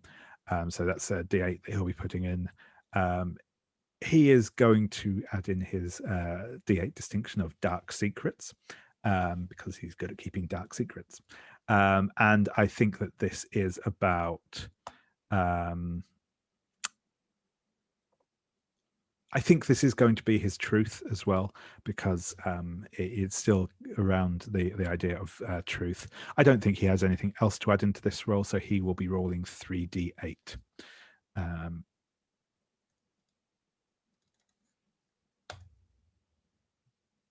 Ooh, so that is he has. Oh, sorry. No, because he won't get that stress dice against you, because it's still set part of the same roll. I think. That's how I'm going to roll it for now anyway, because it just seems a bit mean otherwise. He has rolled 2 opportunities. If you wish to spend your last remaining plot point, you can basically get rid of the stress that's just been inflicted on you, or you can keep that stress and keep the plot point for later use. That is up to you. I'll keep it in my pocket. Yeah, sure thing. But yeah, his total is a 6 because he rolled 2 1s in there, which is not enough to beat you. So you will succeed at the contest. If he had succeeded, at his roll, then basically you would have then had the opportunity to either sort of back out of the conflict and basically say, okay, you win. And if you choose to voluntarily back out like that, you gain a plot point. Or you could have obviously come back at him with another roll to try and beat his score and escalate it back and forth. Basically, it keeps going backwards and forwards like that until someone either fails to beat their opponent's roll or voluntarily concedes. That's how contests work. But yes, you managed to keep him back on track, and he will become a bit more forthcoming with some information. But at that point, I think we will cut over to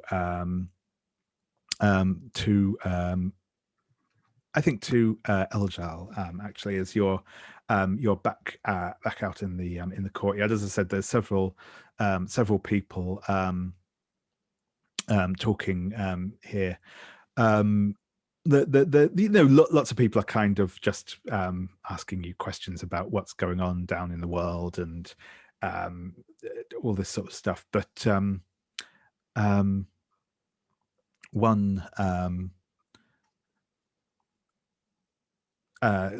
will be a couple of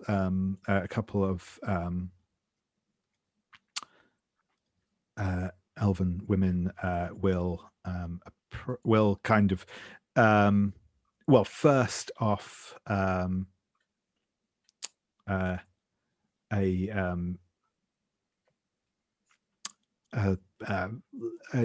younger woman with she actually has similar sort of facial tattoos to Nausic's, though not the same, but just done in a similar style, just but different actual patterns. And she will come up to you and say,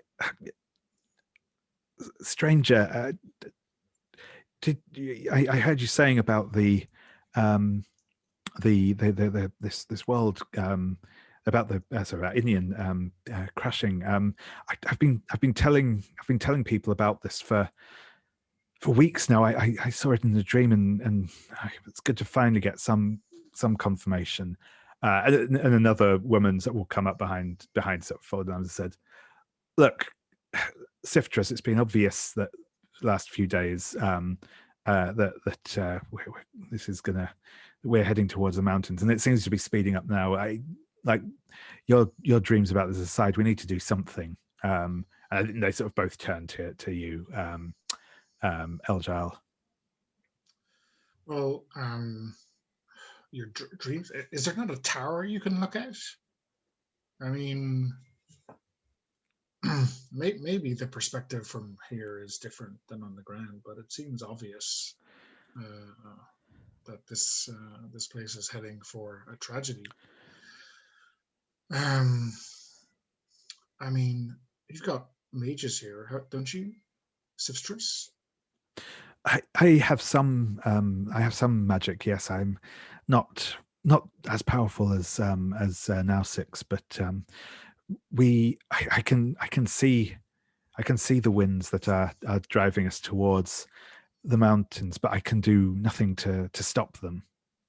Oh, because I presume that in years gone by, your people were able to control the flight of this place. Is that magic lost to you? Yes, it has been for as long as, well, before any of us can remember. This I don't know. We are not able to we're not able to access the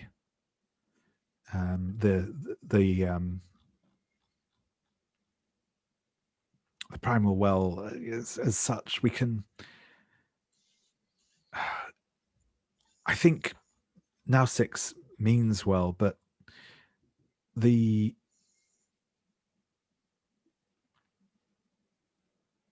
a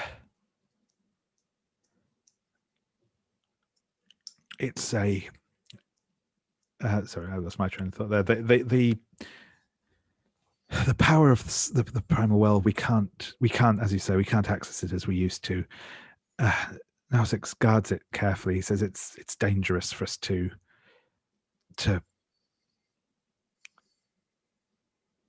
go near it, and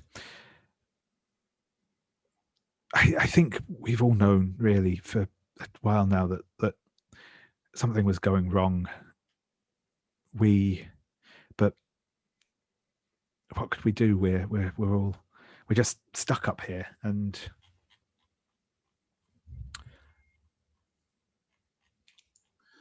well, perhaps my companions can jolt Nosix out of his complacency. maybe that would, or maybe our employer might be able to tap into some power and save this place.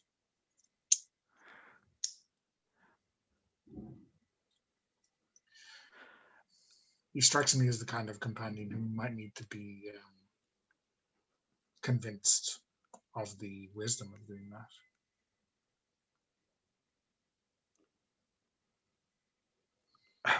yes, I suppose we. It's a difficult thing. We're not sure, and then an older woman will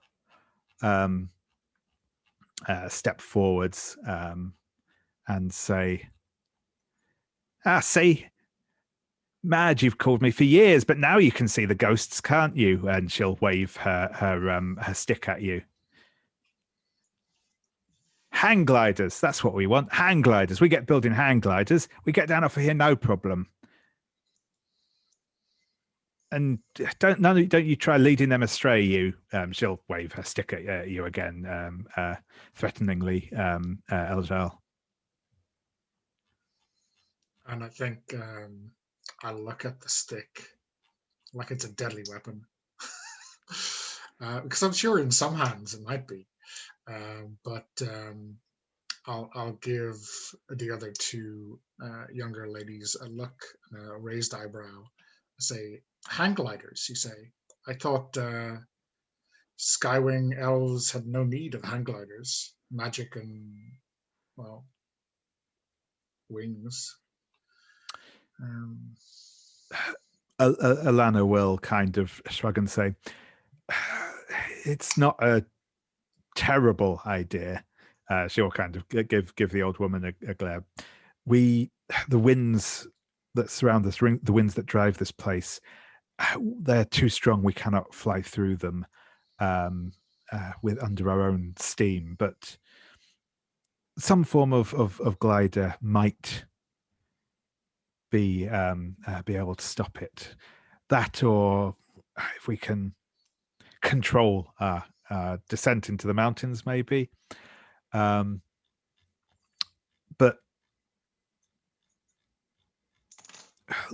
look,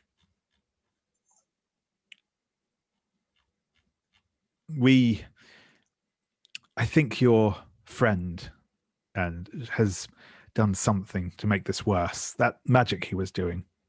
She'll shake her head. And so here, basically, to get the crowd as a whole on side with you, and willing to kind of cooperate with you on this evacuation plan, it will be a test, just a flat test against difficulty. I'll roll up in a second.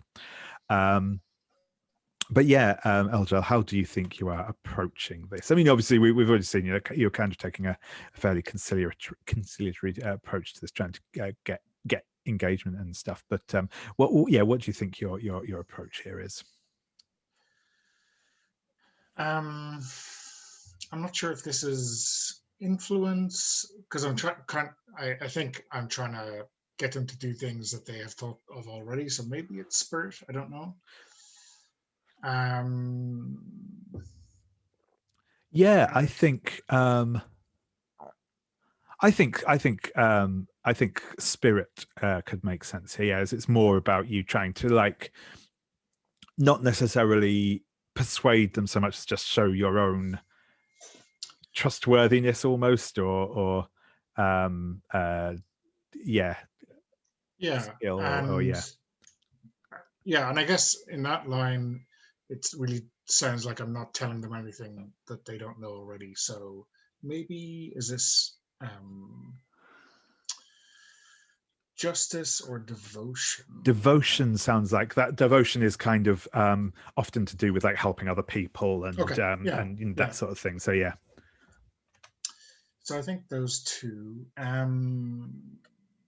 I don't know about distinctions. I guess I'm an elf. They're an elf. Yeah, the closest one I can get here. Yeah, that does make sense. I think that you can call in your Moonshadow of distinction. Okay, and I don't think anything. This isn't. Yeah, this is definitely not my assassin's forte. But so I don't think there's anything in specialties or assets that will help. So I'm going to roll to set that initial difficulty. Ooh, so that is going to be a difficulty of 11. Okay. So I'm looking at 3d8 if I've counted that right.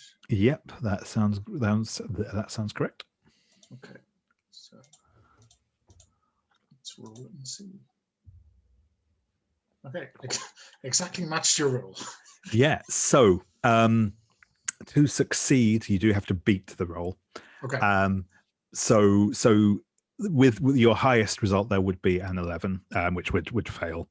What you can do at this point, if you wish, is you can one of the things that you can. So again, on the rules tab, I've put just a quick guide to some of the bits and pieces. But one of the things you can always spend a plot point to do is to include an additional dice in your result. So you can spend one plot point, add in an additional dice into your result. That would let you succeed here. Whether you want to do that or not, I will leave that up to you, but you do have that option. So that means that I don't roll an additional, I just use... Exactly, you just use one of the dice you've already got there. Does that mean I don't have a die to look at my success, my kind of success dice or whatever it was called? That's it. You won't have so your result dice will effectively count as a D4. But it's also, for this sort of thing, it's also not super relevant. Other than sort of narratively, you're probably only, a couple of people may still be a bit wary of you, but yeah. So I think I will spend that plot point. And I think, it's a bit haphazard, that Eljaal is just not used to cooperating with people, and not like there's these years of rifts or disagreements in this society that he has no idea what they are, and that he helping these people is really just a question of them figuring out their own differences. So I think Eljaal is just there kind of and prompting them and kind of remembering what they've heard, Diyan and Vinaya talk about when they talk about building communities, and he's trying to remember what's been going on in the past. So I think they get over the line barely, but just being like an external catalyst to prompt these people to get there themselves. Awesome. Yeah, that's great. And yeah, you will be able to start kind of getting people on the side, and they will. You'll be able to basically help out with starting to plan for the evacuation. And the last thing I'm going to do for this evening is we will catch up with Winda and Feathercloak. So yeah, as I say, Feathercloak is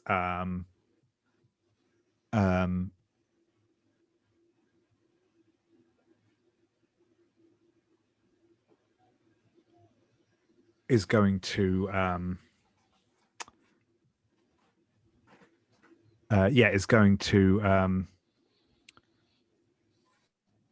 but is like I said, he's sort of kind of stalking away from the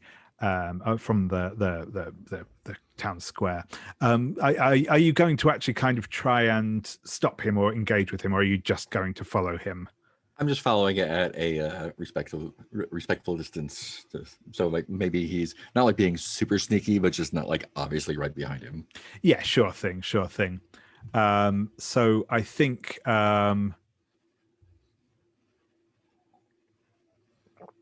he is going to head. You will sort of follow him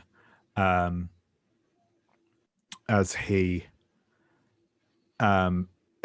basically heads around to the towards the keep, and he's obviously looking around it with an assaying glance.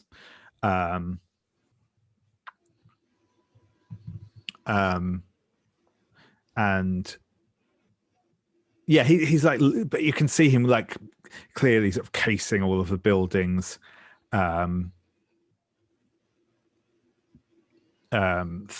the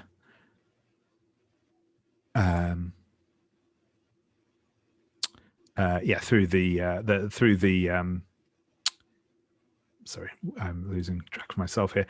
Is he's kind of looking around at the various different buildings, and he stops in front of one which is one of the buildings you noticed earlier. It looks like a library, and he's clearly sort of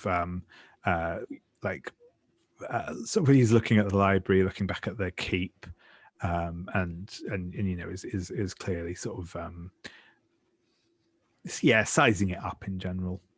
I think this is where I kind of approach him from behind and just be like, "Hey, Feathercloak, what do you think you're doing? Why don't you come back with us? We have these people are in trouble and we need to help them out." Don't worry about it, lass. I'm sure your friends will have everything in hand. Maybe you could help me with this whole with the primal well. I think, looking at it, I wouldn't be surprised if there's a way of entering the keep from underneath this library. That would probably allow us the most easy and available access to the building. I'm not really concerned about the primal well anymore. I'm concerned about helping these people, and you should be too. Is this stone more important than helping other elves? This stone is for helping other elves. That's the reason I'm here in the first place. Exactly how is it helping other elves? It seems like it's just helping you right now. No, it's not for me. It's for me. It's for my people to help. Look. Explain it to me like I'm a human. Yeah. When this island crashes into the mountain, the magic that is holding this place up is the only thing that's stopping it from collapsing in on itself. Once we hit the mountain, everything here will start to collapse on itself. It cannot sustain itself. The primal well will be lost if we do not get it out of here before we crash, before this place is destroyed. Now, the people will have ways of evacuating. I'm sure your friends will be able to get them to evacuate. But if we do not get the primal well out of here before we crash, it will be lost.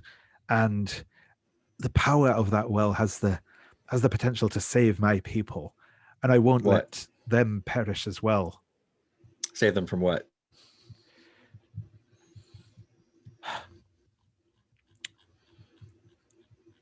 Okay, here's...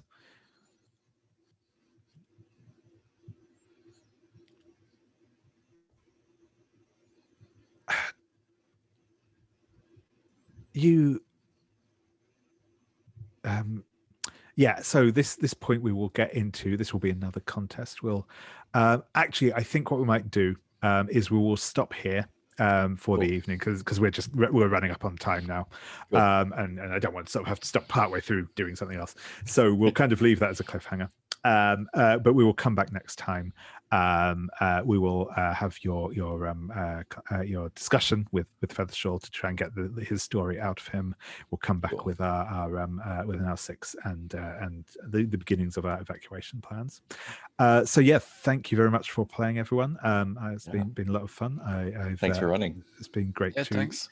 Great to meet you all. I'm going to stop our recording.